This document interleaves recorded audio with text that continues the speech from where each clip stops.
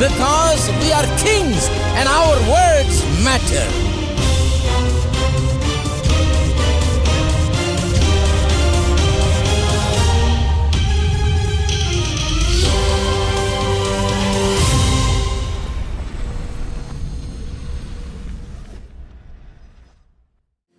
இயேசுவின் வாக்கு நித்தியமானி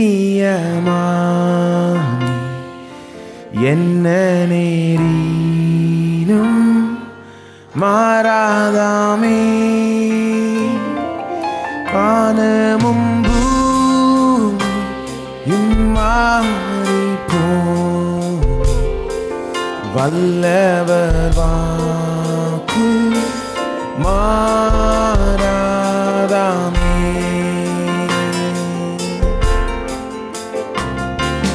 இயேசுவின் வாக்கு நித்தியமாமே என்ன நேரினும் மாறாதாமே. வானமும் பூமியும் மாறிப்போமே வல்லவர் வாக்கு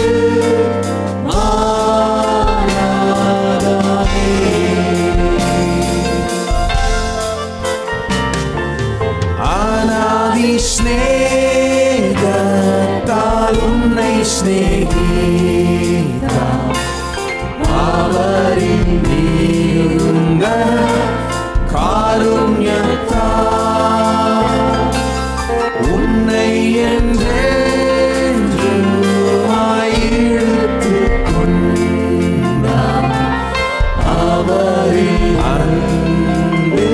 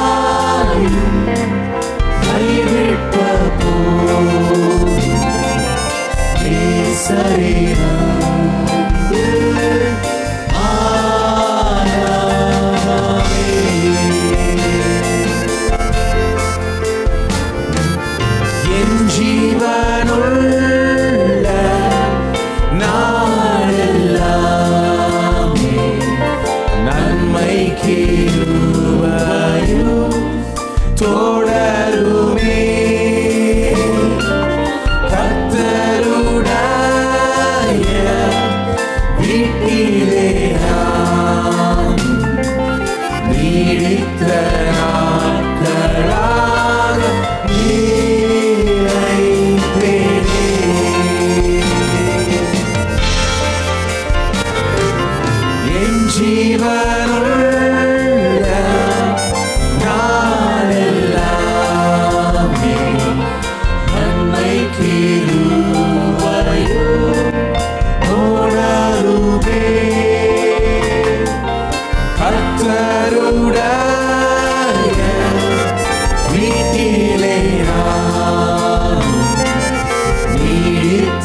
நாட்களாக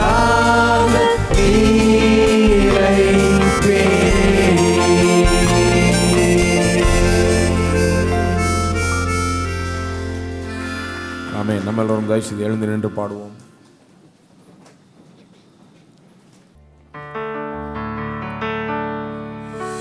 ஏறெடுப்போம் துதி ஸ்தோத்திரங்கள் மாறிடா அழிவில் அன்பினுக்கே.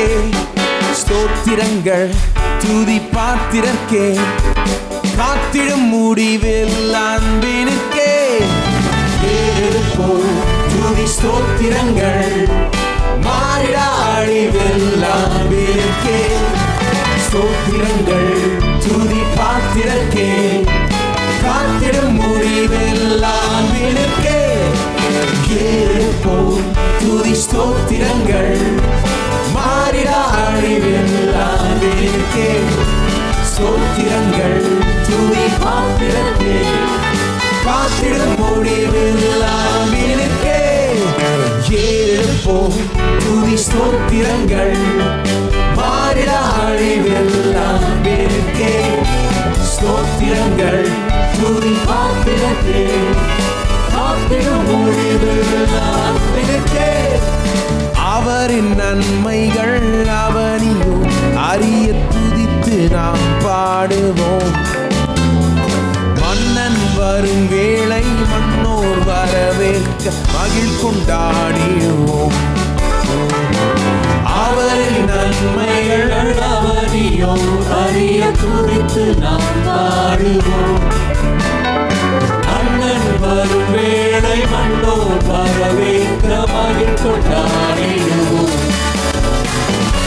ஏறெடுப்போம் துதி ஸ்தோத்திரங்கள் மாறிடா அழிவில் அன்பினுக்கே. ஸ்தோத்திரங்கள் துதி பாத்திரர்க்கே, காத்திடும் முடிவில் அன்பினுக்கே. ஏறெடுப்போம் துதி ஸ்தோத்திரங்கள் மாறிடா அழிவில் அன்பினுக்கே. ஸ்தோத்திரங்கள் துதி பாத்திரர்க்கே, காத்திடும் முடிவில் அன்பினுக்கே.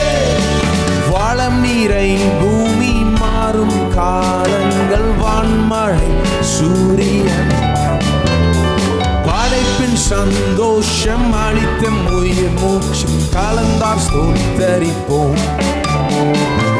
வளம் நீரை பூமி மாறும் காலங்கள் வான்மழை சூரியன் படைப்பின் சந்தோஷம் அளித்த உயிர் மூச்சு கலந்தார் ஸ்தோத்தரிப்போம்.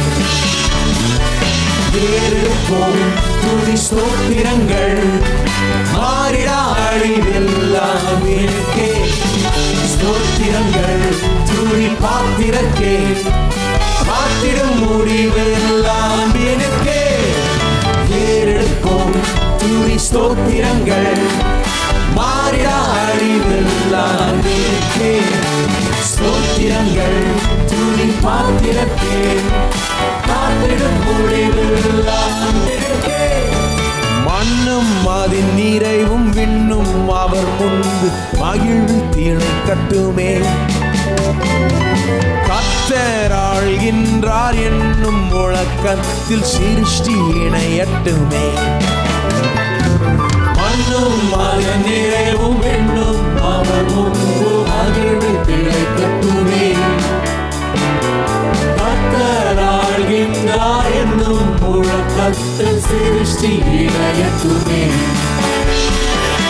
ஏறெடுப்போம் துதி ஸ்தோத்திரங்கள் மாறிடா அழிவில் அன்பினுக்கே.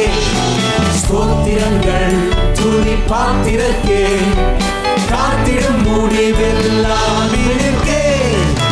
ஏறெடுப்போம் துதி ஸ்தோத்திரங்கள் மாறிடா அழிவில் அன்பினுக்கே.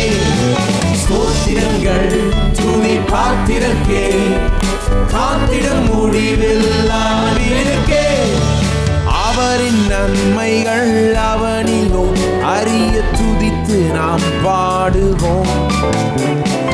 மன்னன் வரும் வேளை மன்னோர் வரவேற்க மகிழ் கொண்டாடிடுவோம். அவரின் நன்மைகள் நான் பாடுவோம். அண்ணன் வரும் வேளை மன்னோர் வரவேற்க மகிழ் கொண்டாடிடுவோம். ஏற்போம் துதி ஸ்தோத்திரங்கள் மாறிடா அழிவில் அன்பினுக்கே. ஸ்தோத்திரங்கள் துதி பாத்திரக்கே காத்திடும் முடிவில் அன்பினுக்கே. ஏற்போம் துதி ஸ்தோத்திரங்கள் மாறிடா அழிவில் அன்பினுக்கே. ஸ்தோத்திரங்கள் துதி பாத்திரக்கே காத்திடும் முடிவில் அன்பினுக்கே. மண்ணும் அதன் நிறைவும் விண்ணும் அவர் முன்பு மகிழ்வில் திணை கட்டுமே. கர்த்தர் ஆள்கின்றார் என்றும் முழக்கத்தில் சிருஷ்டி இணையட்டுமே. மண்ணும் அதன் நிறைவும் விண்ணும் அவர் முன்பு மகிழ்வில் திணை கட்டுமே. கர்த்தர் ஆள்கின்றார் என்றும் முழக்கத்தில் சிருஷ்டி இணையட்டுமே. ஏறெடுப்போம் துதி ஸ்தோத்திரங்கள் மாறிடா அழிவில் அன்பினுக்கே. ஸ்தோத்திரங்கள் துதி பாத்திரக்கே காத்திடும் முடிவில் அன்பினுக்கே. ஏறெடுப்போம் துதி ஸ்தோத்திரங்கள் மாறிடா அழிவில் அன்பினுக்கே. ஸ்தோத்திரங்கள் துதி பாத்திரக்கே காத்திடும் முடிவில் அன்பினுக்கே. ஏறெடுப்போம் துதி ஸ்தோத்திரங்கள் மாறிடா அழிவில் அன்பினுக்கே. ஸ்தோத்திரங்கள் துதி பாத்திரக்கே காத்திடும் முடிவில் அன்பினுக்கே. ஏறெடுப்போம் துதி ஸ்தோத்திரங்கள் மாறிடா அழிவில் அன்பினுக்கே. ஸ்தோத்திரங்கள் துதி பாத்திரக்கே காத்திடும் முடிவில் அன்பினுக்கே.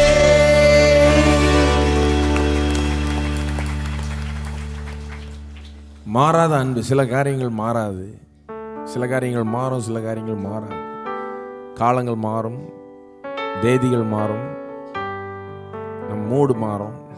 ஆனால் அவருடைய அன்பு என்னைக்கும் மாறாதாக இருக்கிறது. அவர் நம்ம மேலே வைத்திருக்கிற பாசம், நேசம், அதில் எந்த மாற்றமும் ஏற்படாது. கர்த்தர்னு வந்தீங்கன்னா அதில் அவர்கிட்ட எந்த மாற்றமும் கிடையாது. பாருங்க, அவர் சுவாபத்தில் எந்த மாற்றமும் கிடையாது.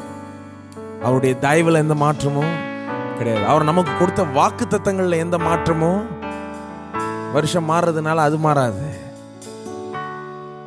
அவர் ஆள்கின்றார் என்ற உண்மை மாறாது. அடுத்த வருடமும் தொடர்ந்து ஆளுவார். அவர் நம்மை கரிசனையோடு பார்க்கிறார் என்ற உண்மைக்கு எந்த மாற்றமும் கிடையாது. நம் மாறாத தேவனை தொடர்ந்து ஆராதிப்போம், துதிப்போம். இந்த வருஷத்தின் கடைசி ஞாயிற்றுக்கிழமை வரைக்கும் வந்திருக்கிறோம். இது தேவனுடைய தயவு இல்லைன்னா சான்ஸே கிடையாது. உங்களுக்கே நல்லா தெரியும். சமீபத்தில் நடந்த சம்பவங்கள். உயிரோடு இருக்கிறோம், நல்ல சுகத்தோடு இருக்கிறோம்னா அவருடைய தூய தயவு, தூய கிருபை.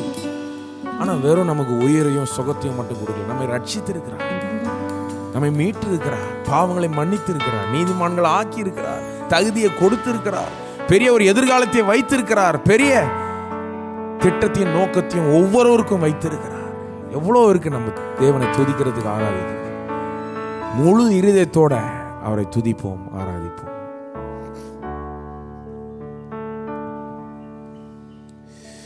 போற்றிடுவேன் தேவனே,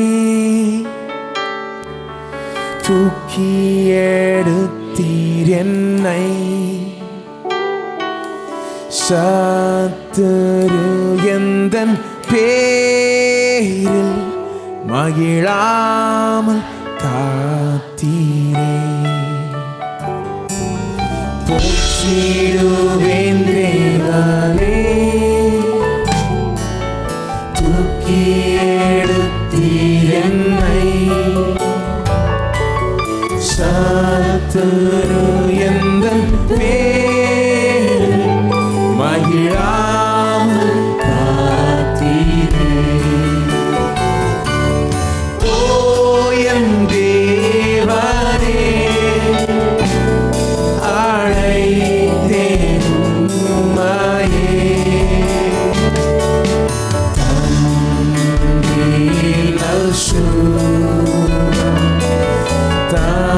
தந்தீர் நல் சுகம் போற்றிடுவேன் தேவனே தூக்கி எடுத்தீர் என்னை சத்துரு எந்தன் பேரில் மகிழாமல் காத்தீரே. ஓ என் தேவனே அழைத்தேன் உம்மையே தந்தீர் நல் சுகம் தந்தீர் நல் சுகம் போற்றிடுவேன் தேவனே தூக்கி எடுத்தீர் என்னை சத்துரு எந்தன் பேரில் மகிழாமல் காத்தீரே. ஓ என் தேவனே அழைத்தேன் உம்மையே தந்தீர் நல் சுகம் தந்தீர் நல் சுகம் போற்றிடுவேன் தேவனே தூக்கி எடுத்தீர் என்னை சத்துரு எந்தன் பேரில் மகிழாமல் காத்தீரே. பாடுவேன் கர்த்தரையே உயிருள்ளவரை துதி பாடுவேன் தேவனை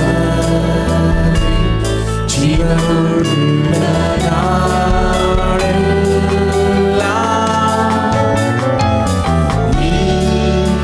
இன்பமே என்றும் அவர் தியானமே மகிழுவே மகிழுவே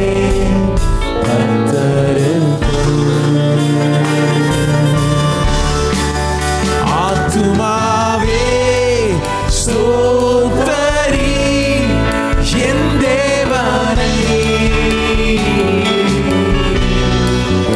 ஆத்துமாவே ஸ்தோத்தரி என் தேவனை ஆத்துமாவே ஸ்தோத்தரி என் தேவனை ஆத்துமாவே ஸ்தோத்தரி என் தேவனை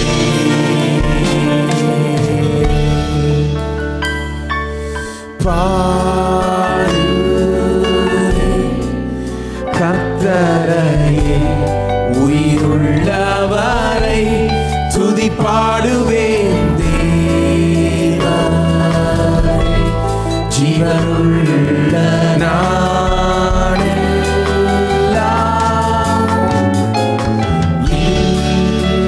இன்பமே என்றும் தியானமே மகிழுவே மகிழுவே.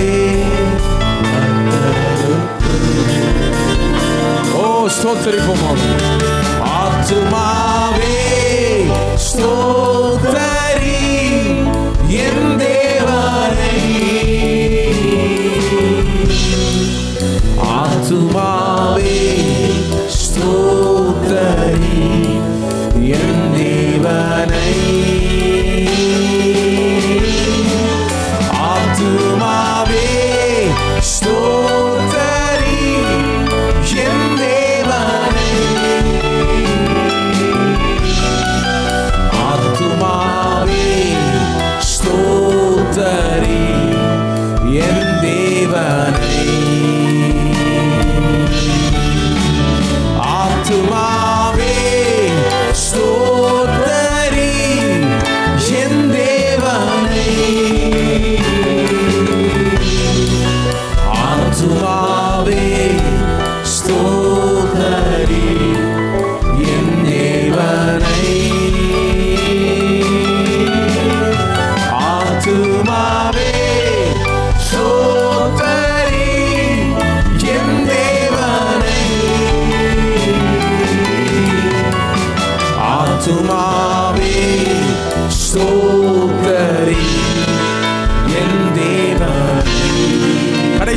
எல்லோரும் எல்லோரும் ஓ ஆத்துமாவே ஸ்தோத்தரி என் தேவனை. ஆத்துமாவே ஸ்தோத்தரி என் தேவனை. ஆத்துமாவே ஸ்தோத்தரி என் தேவனை. ஆத்துமாவே ஸ்தோத்தரி என் தேவனை.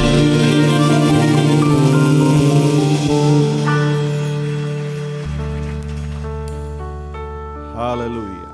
உள்ளங்களை கரங்களை உயர்த்தி நம்முடைய ஆண்டவரை நாம் ஆராதிப்போம். சங்கீதக்காரன் சொல்லுகிறான், ஆத்துமாவே கர்த்தரை ஸ்தோத்திரி, அவர் செய்த சகல உபகாரங்களை மறவாதே. ஆத்துமாவே கர்த்தரை ஸ்தோத்திரி என்று சொல்லுகிறான். ஹல்லேலூயா. அவர் நல்லவர், ஏராளமான நன்மைகளை செய்திருக்கிறவர், செய்து கொண்டே இருக்கிறவர், இன்னும் செய்ய போகிறவர். ஹல்லேலூயா. ஓமை துதிக்கிறோம் கர்த்தாவே, ஸ்தோத்திரிக்கிறோம், துதிக்கிறோம் துதிக்கிறோம் துதிக்கிறோம் கர்த்தாவே. நன்மையால் எங்கள் வாயை திருப்தியாக்குகிறவரே ஸ்தோத்திரம். நன்மையினால் எங்களை முடிசூட்டுகிறவரே உம்மை துதிக்கிறோம் கர்த்தாவே. செய்த ஏராளமான நன்மைகளுக்காக உமக்கு நன்றி ஆண்டவரே. ஸ்தோத்திரம் ஸ்தோத்திரம் கர்த்தாவே. ஹல்லேலூயா. பிதாவே உம்மை துதிக்கிறோம், உம்மை ஸ்தோத்திரிக்கிறோம். இந்த நாளுக்காக உமக்கு நன்றி ஆண்டவரே. இந்த வருடத்திலே இந்த கடைசி ஞாயிற்றுக்கிழமை உம்முடைய ஆலயத்தில் வருவதற்கு நீர் கிருபை பாராட்டினீர், உமக்கு நன்றி. உம்மை துதிக்க, உம்மை ஆராதிக்க, எல்லா பரிசுத்தவான்களோடு சேர்ந்து உம்மை தொழுது கொள்ள இந்த ஸ்லாக்கியத்தை தந்ததுக்காக உமக்கு நன்றி ஆண்டவரே. ஸ்தோத்திரம். ஒவ்வொரு நாளும் எங்கள் வாழ்க்கையை நன்மையினால் முடிசூட்டி வருகிறீர். இந்த வருடம் முழுக்க ஒவ்வொரு முறை இங்கே ஆலயத்துக்குள்ள வரும்போது உடைய வார்த்தையை கொண்டு நீர் எங்களோடு கூட பேசினதுக்காக உமக்கு நன்றி ஆண்டவரே. உடைந்த உள்ளங்களை தேற்றினீரே, ஆறுதல் படுத்தினீரே ஆண்டவரே. உடைந்த குடும்பங்களை எல்லாம் கட்டி எழுப்பினீரே, உமக்கு நன்றி சொல்லுகிறோம் ஆண்டவரே. வாழ்க்கையில் நொந்து போனவர்கள், நம்பிக்கையற்றவர்கள், திடனற்றவர்கள், இவர்களுக்கு மறுவாழ்வு அளித்திருக்கிறீரே, உமக்கு ஸ்தோத்திரம் கர்த்தாவே. ஸ்தோத்திரம்.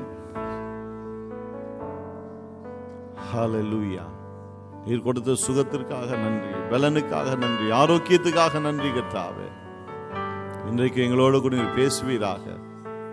நீர் பேசும் தெய்வம் என்றும் வார்த்தை சொல்லுகிறது. இன்றைக்கு எங்களோடு கூட பேசும் ஆண்டவரே. ஒவ்வொரு உள்ளத்தோடும் பேசுவீராக, எங்களை கட்டி எழுப்புவீராக. நீர் பேசும்போது அதை நாங்கள் புரிந்து கொள்ள எங்களுக்கு உதவி செய்தோம். எங்கள் உள்ளங்களை மனங்களையும் திறக்கிறோம் ஆண்டவரே. நல்ல நிலத்தினுடைய வார்த்தைகள் வந்து விழட்டும், நூறத்தினாய் பலன் தரட்டும் கர்த்தாவே. உமக்கு எல்லா துதிகான மகிமையும் செலுத்துகிறோம். இயேசுவின் நாமத்தில் ஜெபிக்கிறோம் நல்ல பிதாவே, ஆமென். தயவு செய்து நாம் உட்காருவோம். இப்போது கர்த்தருடைய காணிக்கை சம்பாதத்தினாலே நாம் ஆராதிப்போம். ஆமென். நம்முடைய காணிக்கை தசமாகளை கரத்தில் எடுத்து வைத்துக் கொள்வோம். கர்த்தருக்கு கொடுப்பதற்கு முன்பதாக கர்த்தருடைய வார்த்தையை அறிக்கை செய்து நாம் கொடுப்போம். எல்லாரும் சொல்வோமா? இயேசு சொன்னார், கொடுங்கள் அப்பொழுது உங்களுக்கு கொடுக்கப்படும். அமுக்கி குலுக்கி சரிந்து விழும்படி நன்றாய் அளந்து உங்கள் மடியிலே போடுவார்கள். நீங்கள் எந்த அளவினால் அளக்கிறீர்களோ அதே அளவினால் உங்களுக்கும் அளக்கப்படும். இந்த வார்த்தைகளை நான் விசுவாசிக்கிறேன். இயேசுவின் நாமத்திலே நான் கொடுக்கிறேன். ஆமென். இப்போது உதவியாளர் வருவார்கள். உங்கள் காணிக்கை சம்பாதத்தை செலுத்தலாம். இப்போது புதிதாக வந்தவர்களை வரவேற்க விரும்புகிறோம். இன்னைக்கு தான் முதன்முறையாக வந்தேன்னு சொல்கிறவங்க தயவு செய்து கரங்களை உயர்த்துங்க. நன்றி. வெளியே நீங்கள் உட்கார்ந்துருந்தாலும் பரவாயில்ல. இன்றைக்கி தான் முதல் முறையாக நான் வந்திருக்கேன் அப்படின்னு சொல்கிறவங்க கரங்களை உயர்த்துங்கள். உதவியாளர் உங்களுக்கு ஒரு ப்ரோஷரை கொடுப்பார்கள். அதை பெற்றுக்கொள்ளும் வரையில் கையை உயர்த்தி வச்சிருங்க. அந்த ப்ரோஷருக்குள்ளாக ஒரு வெள்ளை அட்டை இருக்கும். தயவுசெய்து அதை பெற்றுக்கொள்ளாத வரை உங்கள் கையை உயர்த்தி வச்சுருங்க. தயவுசெய்து அதில் உங்கள் பெயரையும் விலாசத்தையும் நல்லா தெளிவாக எழுதி ஆராதனை முடித்து போகும்போது பின்னாலே புக் ஸ்டாலில் ஒரு மேஜை உங்களுக்குன்னு பிரத்யேகமாக இருக்குது. அந்த மேஜையில் அதை கொடுத்து விடுங்கள். நீங்கள் அந்த வெள்ளாட்டையை கொடுக்கும்போது உங்களுக்கு ஒரு MP3 CDயும் நம்முடைய மாதாந்திர தமிழ் பத்திரிகை வெற்றியும் வாழும் உங்களுக்கு தருவார்கள். அந்த வெற்றியும் வாழும் பத்திரிகை உங்களுக்கு வேணும்னு சொன்னால், உங்கள் வீடுக்கு அனுப்பப்படணும்னு சொன்னால் அதுக்கான சந்தாவை செலுத்தினால் உங்களுக்கு மாதந்தோறும் அனுப்பி வைக்கப்படும்.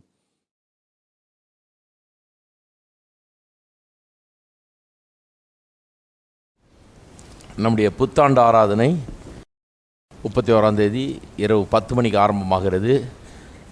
12:45 நல்லா முடிஞ்சிடும். அதுக்கு பிறகு வீட்டுக்கு போகிறதுக்கு சில ரூட்டுகளில் பஸ் ஒழுங்கு பண்ணப்பட்டிருக்கிறது.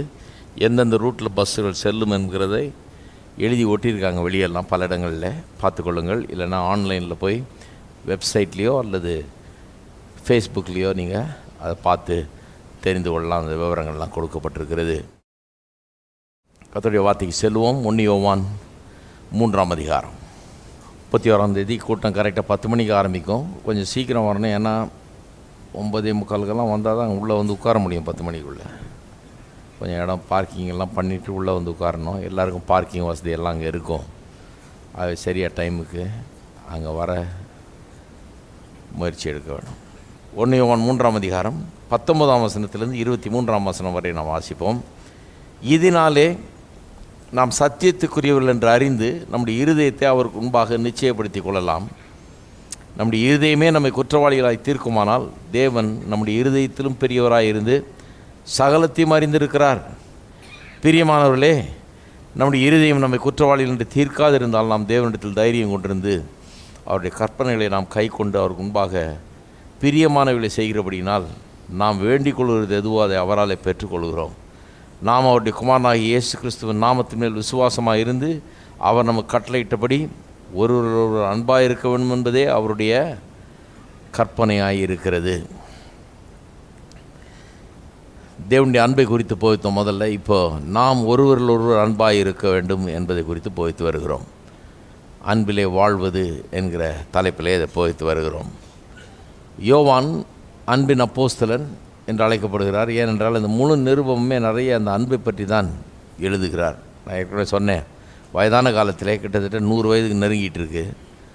நிறைய அனுபவங்களை பெற்றிருக்கிறார். இயேசுவோடையே இருந்திருக்கிறார். சபையின் ஆரம்ப காலத்தை, அதனுடைய வளர்ச்சியை,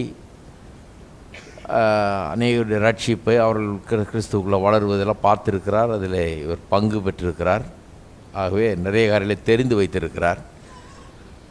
ஆகவே தன்னுடைய வயதான காலத்திலே ஒரு நல்ல பாஸ்டர் அவர் அன்பை குறித்து வலியுறுத்தி எழுதுகிறார். அது எவ்வளோ முக்கியம் அன்பிலே வாழ்வது. தேவனுடைய அன்பை அறிந்து கொள்ள வேணும். நாமும் ஒருவரில் ஒருவர் அன்பு கூற வேண்டும் என்பது தான் கிறிஸ்தவ வாழ்க்கையின் சாராம்சம் என்கிறதை அப்படியே எழுதுகிறார். இயேசு இருந்தபோது 10 கற்பனைகளையும் அன்புங்கிற அந்த ஒரே கற்பனைக்குள்ளே கொண்டு வந்தார். தேவனை அன்பு கூற வேணும், ஒருவரில் ஒருவர் அன்பாக இருக்க வேணும்னு. அதை அப்படியே இவர் நிருபத்தில் விளக்கி போதித்து எழுதுகிறார். இதில் 19ஆம் வசனம் எப்படி ஆரம்பிக்கிறதுன்னு கவனியுங்கள். இதனாலே அப்படின்னு ஆரம்பிக்குது. இதனாலேன்னு உடனே நமக்கு தெரியணும் இதுக்கு முன் வருகிற வசனங்களோடு தொடர்புடையது என்று. நிறைய நேரத்தில் வேதத்தை வாசிக்கும்போது இந்த மாதிரி வார்த்தைகள் ரொம்ப முக்கியம். நாங்கள்லாம் வேதத்தை வாசிக்கிறதுல அந்த காலத்திலே சாம்பியனாக இருந்தோம். சின்ன வயசுலேயே நிறைய வாஸ்தவம் பாருங்கள், வாசிக்க வச்சாங்க, வாஸ்தவம். ஆனால் இந்த மாதிரி காரியங்களை கற்றுக்கல அப்போ. அதனால் என்ன வாஸ்தவன்றது சரியாக விளங்கிக்கல. கடகடன்னு வாஸ்தவம் என்ன இருக்குதுன்னு தெரியும், எது எங்கே இருக்குதுன்னெலாம் தெரியும். ஆனால் உண்மையான அர்த்தங்களை விளங்கி கொள்ள முடியாமல் இருந்தது. அதுக்குன்னு சில சின்ன இந்த மாதிரி காரியங்கள்லாம் புரிந்து கொள்ள நாங்கள். இதனாலே அப்படின்னா அங்கேருந்து வாசிக்கூடாது, முன்னாலேருந்து வாசிக்கிறோம். அப்போ அதுக்கு முன்னாலேருந்து இப்போ நம்ம வாசிக்க வேண்டியதில்லை. ஏன்னா போன வாரம் அதை தான் டீச் பண்ணோம். என்ன டீச் பண்ணோம்? வெறும் வாயளவில் அன்பு கூறாமல் கிரியில் அதை காண்பிக்க வேணும்னு சொன்னோம் இல்லையா? வசனத்தினாலோ நாவினாலோ அல்ல, கிரியினாலும் உண்மையினாலும் அன்பு கூற கடவுள்னு 18ஆம் வசனம் சொல்லுது. சொல்லிவிட்டு அதுக்கப்புறம் தான் சொல்கிறாரு இதனால் என்னப்போ இதனாலே, அதாவது வாயளவில் இல்லாமல் கிரியில் அன்பை காட்டும்போது இதனாலே நாம் நம்மை சத்தியத்துக்குரியவர்கள் என்று அறிந்து நம்முடைய இருதயத்தை அவருக்கு முன்பாக நிச்சயப்படுத்தி கொள்ளலாம். இதுதான் அவர் இப்போ சொல்லுகிற பாயிண்ட்டு. என்ன சொல்கிறாரு? சகோதர அன்பு ஒருத்தன் காட்டும்போது அதை பார்த்து அவனே தெரிஞ்சுக்கலாமா, அவனே நிச்சயப்படுத்தி கொள்ளலாம். அதாவது நிச்சயப்படுத்தி கொள்ளலாம், அவனே தனக்கு கன்ஃபார்ம் பண்ணிக்கலாம். தான் தேவனுடைய பிள்ளை, தான் சத்தியத்தில் தான் நிற்கிறேன் அப்படிங்கிறத கன்ஃபார்ம் பண்ணிக்கலாம். நான் தேவனுடைய பிள்ளையாக இருக்கிறேன், அவருடைய சத்தியத்தில் தான் நான் இருக்கிறேன், உண்மையான விசுவாசி தான்ங்கிறத அவனே தனக்குள்ளே கன்ஃபார்ம் பண்ணி கொள்ளலாம். எப்படி? அந்த சகோதர அன்பை பார்த்து அதை கன்ஃபார்ம் பண்ணி கொள்ளலாம் அப்படிங்கிற விதத்தில் தான் இதை சொல்கிறார். அப்போ பாருங்கள், வேத வசனம் அன்பை குறித்து மட்டும் இல்லை, சொல்கிற எல்லாமே ப்ராக்டிக்கலாக வர வேணும். ஒரு ஸ்பிரிச்சுவல் லான்னு ஒன்று இருக்குது பாருங்கள். அது என்னென்னா, வேத வசனங்கள் எல்லாம் நடைமுறைப்படுத்தப்பட வேண்டிய அவசியம் இருக்கிறது. பண்ணலைன்னா அது கண்டிப்பாக என்றைக்காவது ஒரு நாள் அது நமக்கு ஒரு பிரச்சனையை உண்டு பண்ணி விடுகிறது. அன்பை குறித்து வெறும் வாயளவில் பேசிட்டு அதை உண்மையிலே காட்டலைன்னா கண்டிப்பாக அது சில காரியங்களை நம்முடைய ஆவிக்குரிய ஜீவிக்கத்திலே பாதிக்குது. ஏன்னா அது ஒரு ஸ்பிரிச்சுவல் லா. ஒன்று சில காரியங்கள் அதனால் பாதிக்கப்படுகிறது பாருங்கள். ஒருத்தன் தேவனால் பிறந்தவனாக இருந்தால் அவன் அன்பு காட்டுவான், காட்டி ஆக வேணும். அன்பு காட்டலைன்னா ஒருவேளை அவன் தேவனால் பிறந்தவன் இல்லையோங்கிற கேள்வி அங்கே எழுந்து விடுகிறது. இதை பல விதங்களில் தமிழர்கள் மத்தியில் சொல்கிறோம் பாருங்கள். உப்பை தின்னவன் தண்ணி குடிக்கிறான் அப்படிலாம் சொல்கிறாங்க இல்லையா. உப்பை தின்னவொன்னே தண்ணியை குடிச்சுதான் ஆகணுங்கிறாங்க. அது ஒரு லா, ஒரு ஃபிசிக்கல் லா. இதை தின்னவுடனே தண்ணி கேட்குது இல்லையா. ஏன்னா அந்த சரீரம் அப்படி தான் ரெஸ்பாண்ட் பண்ணுது. அது மாதிரி தான் ஆண்டவரை குறித்த சத்தியமும், அன்பு குறித்த சத்தியமாக இருந்தாலும் சரி, எதுவாக இருந்தாலும் சரி, வேத வசனத்தின் சத்தியங்கள்லாம் அப்படிப்பட்ட ஒரு ஸ்பிரிச்சுவல் லாவுக்கு உட்பட்டது. அதாவது இதை கேட்டுட்டு இதை நான் நம்புகிறேன் அப்படின்னு சொல்லிட்டு சும்மா இருக்க முடியாது. உண்மையாக நம்புகிறவன் அவன் உண்மையாக தான் நம்புகிறான்றதை தன்னுடைய வாழ்க்கையின் மூலமாக காட்ட ஆரம்பிக்கிறான். கண்டிப்பாக காட்டி ஆகணும். உப்பு தினமும் எப்படி தண்ணி குடிக்கிறான், அது மாதிரி இதை உண்மையாக நம்புகிறவன், உண்மையான விசுவாசி என்கிறவன் தன்னுடைய வாழ்க்கையில் அதை நிரூபிக்கிறான். சகோதர அன்பின் மூலமாக அதை நிரூபிக்கிறான்ங்கிறது தான் இவர் சொல்லுகிற ஒரு பாயிண்ட்டு. ஆனால் முக்கியமாக இங்கே இந்த 19ஆம் வசனத்தில் ஆரம்பித்து பிறகு 20, 21, 22, 23 ஆகிய வசனங்கள் என்ன சொல்ல வர்றாரு, இன்னொரு விதமாக இதை பார்க்குறாரு. ஏற்கனவே இந்த பாயிண்ட்டுங்கள்லாம் சொல்லிட்டு வர்றாரு. அன்பு, சகோதர அன்பு ஒருத்தன்ட்டு இருந்தால் அவன் தேவனுடைய பிள்ளைங்கிறது நிரூபணமாகிறதுங்கிறது தான் சொல்லிட்டு வர்றாரு. இப்போ இன்னொரு விதத்தை யூஸ் பண்ணுறாரு அங்கே. அதை தான் இன்றைக்கி பார்க்க போகிறோம். அது என்னென்னா, தேவனுடைய அன்பு, அந்த அன்பில் நம்ம நடக்கலைன்னா, அந்த அன்பில் வாழலைன்னா, சகோதர அன்பு ஒரு இடத்துல இல்லைன்னா அது எப்படி ஜெப வாழ்க்கையை பாதிக்கிறது என்கிறத காட்டுறார். இங்கே இதனுடைய முக்கியத்துவத்தை போதிக்கிறதுக்காக இதெல்லாம் கொண்டு வர்றாரு பாருங்கள். ஜெப வாழ்க்கையை அது எப்படி பாதிக்கிறது. கர்த்தர் நம்ம ஜெபிச்சு கேட்டதையெல்லாம் பெற்றுக்கொள்ள வேணும்னு விரும்புகிறார். நம்ம நினைக்கிறோம் அவர் நம்ம 10 கேட்டால் ஏதோ ஒன்று தருவார் அப்படின்னு. கிடையாது. 10 கேட்டால் நீங்கள் 10ஐயும் பெற்றுக்கொள்ளணும்னு அவர் விரும்புகிறார். ஏன்னா அது அவருக்கு மகிமையை கொண்டு வருகிறது. யோவான் 15 வாசிக்கிறோம், நீங்கள் என்னிலும் என்னுடைய வார்த்தையில் உங்களிலும் நிலைத்திருந்தால் நீங்கள் கேட்டுக்கொள்வது எதுவோ அது உங்களுக்கு செய்யப்படும். எதுவாக இருந்தாலும் உங்களுக்கு செய்யப்படும். என்ன கேட்குறீங்களோ அதெல்லாம், அதுதான் ஜெபம். ஜெபங்கிறது லாட்ரி மாதிரி இல்லை. இத்தனை லட்சம் டிக்கெட் விற்றுது யாரோ ஒருத்தர் 2 பேருக்கு விழுந்ததுன்ற மாதிரி. அப்படி கிடையாது. நிறைய பேர் அப்படி தான் நினைக்கிறாங்க. இல்லை, ஜெபம்ங்கிறது கேட்கணும். கேட்குறவன் எவனும் பெற்றுக்கொள்கிறான். லாட்ரி இல்லை இது. டிக்கெட் வாங்கின ஒரு ஆளுக்கும் உழுது. அப்படி தான் இது. கேட்குற எவனும் பெற்றுக்கொள்கிறான். அப்போ நீங்கள் சொல்லலாம், என்னங்க எல்லாம் எவனும் பெற்றுக்கொள்ளலான்றீங்க, ஆனால் எத்தனை பேர் கேட்குறாங்க பெற்றுக்கொள்ளலையே, அப்போ ஏதோ சரியில்லைன்னு அர்த்தம் இவங்கள்ட்ட. அந்த ஜெபமே சரியில்லைன்னு அர்த்தம். அது உண்மையான ஜெபமாக இருந்தால் கேட்குற எவனும் பெற்றுக்கொள்வான். எல்லாருமே எல்லாத்தையும் பெற்றுக்கொள்ள வேணும், கேட்டது எல்லாத்தையும் பெற்றுக்கொள்ள வேணும்னு தான் தேவனுடைய சித்தம். அது சொல்லிவிட்டு அடுத்த வசனத்திலேயே 1 யோவான் 15:8 சொல்லப்பட்டிருக்கிறது, நீங்கள் மிகுந்த கனி கொடுக்குறவர்களாக இருப்பீர்கள், இதனால் பிதா மகிமைப்படுவார்னு. மிகுந்த கனி கொடுக்குறவர்கள்னால் எந்த விதத்தில் கனி கொடுக்குறவர்கள்? ஜெபத்தில் கனி கொடுக்குறவர்கள். ஜெபத்தில் கனி கொடுக்குறவர்கள்னா கேட்குறதையெல்லாம் பெற்றுக்கொண்டு இப்படி ஜெப வாழ்க்கையில் வெற்றி பெற்று ஜெப கனிகளை மக்கள் உங்களிடத்தில் காண முடிகிறது. பாருங்கள், ஜனங்க ஜெபத்தை பற்றி இன்றைக்கு சரியாக புரிந்து கொள்ளலன்னு நினைக்கிறேன் நிறைய நேரங்களில். ஏன்னா அவங்க என்ன நினைக்கிறாங்க, எத்தனை மணி நேரம் ஜெபம் பண்ண, இந்த ஜெபத்துக்கு போனியா அந்த ஜெபத்துக்கு போனியா, ஏதோ ஜெபம்ங்கிறது ஒரு விதமான ஒரு ஆக்டிவிட்டி போல் நினச்சிக்கிட்டு இதை ரொம்ப சர்வசாதாரணமாக நினைத்து விடுகிறார்கள். ஜெபத்தில் என்னென்னா அதன் மூலமாக உண்டான கனி என்ன, என்ன விதமான கனி உண்டாச்சு, ரிசல்ட் என்ன, அதுதான். ரிசல்ட் இல்லைன்னா பிதாவுக்கு மகிமை கிடையாது. அதனாலேயே அவர் நம்ம ரிசல்ட்டை பற்றி அவர் நம்மளை காட்டில் ரொம்ப கரிசனை உள்ளவராக இருக்கிறார். ரிசல்ட் பெற்றோமா இல்லையாங்கிறத பற்றி அவரே ரொம்ப கரிசனை உள்ளவராக இருக்கிறார். நீங்கள் ரிசல்ட்டு பெறலைன்னா அவருடைய மானம்தான் போகுது. நிறைய பேர்னால அவருடைய மானம் போகுதுன்னு தான் சொல்லணும். ஏன்னா அவங்க வீட்டிலே சொல்லுவாங்க, கேட்டிங்கன்னா நிறைய பேரை இல்லை மற்றவங்களே சொல்லுவாங்க, ஆமாம் பைபிளை தூக்கிட்டு இந்த ஜெபத்துக்கு போவார், திங்கக்கிழமை செவ்வாய்க்கிழமை அடுத்த ஜெபம், புதன்கிழமை இந்த ஜெபம், வியாழக்கிழமை அங்கே ஜெபம். இவர் போகாத ஜெபமே கிடையாதுங்க. ஜெபம் தபம் அப்படின்னு கிடப்பார். ஆனால் ஒரு இதுக்கும் லாயக்கு இல்லை அப்படிம்பாங்க. வீட்டில் ஒரு வாடகை ஒழுங்காக கட்ட மாட்டார், சாப்பாடை ஒழுங்காக வாங்கி தர மாட்டார், அதுக்கு ஒரு வழி பண்ண மாட்டார், வீட்டில் பொறுப்புகளை கவனிக்க மாட்டார், சும்மா பைபிளை தூக்கிட்டு ஓட வேண்டியது அப்படின்னு சில ஆண்களை குறித்து பெண்களை குறித்து கேவலமாக சொல்கிறதெல்லாம் பார்த்துருக்குறோம் நம்ம, இல்லையா? ஏன்னா ஜனங்க பார்க்குறாங்க ஜெபம் பண்ணுறது, ஒரே ஜெபம் ஜெபம் ஜெபம் ஜெபம், சங்கிலி ஜெபம்,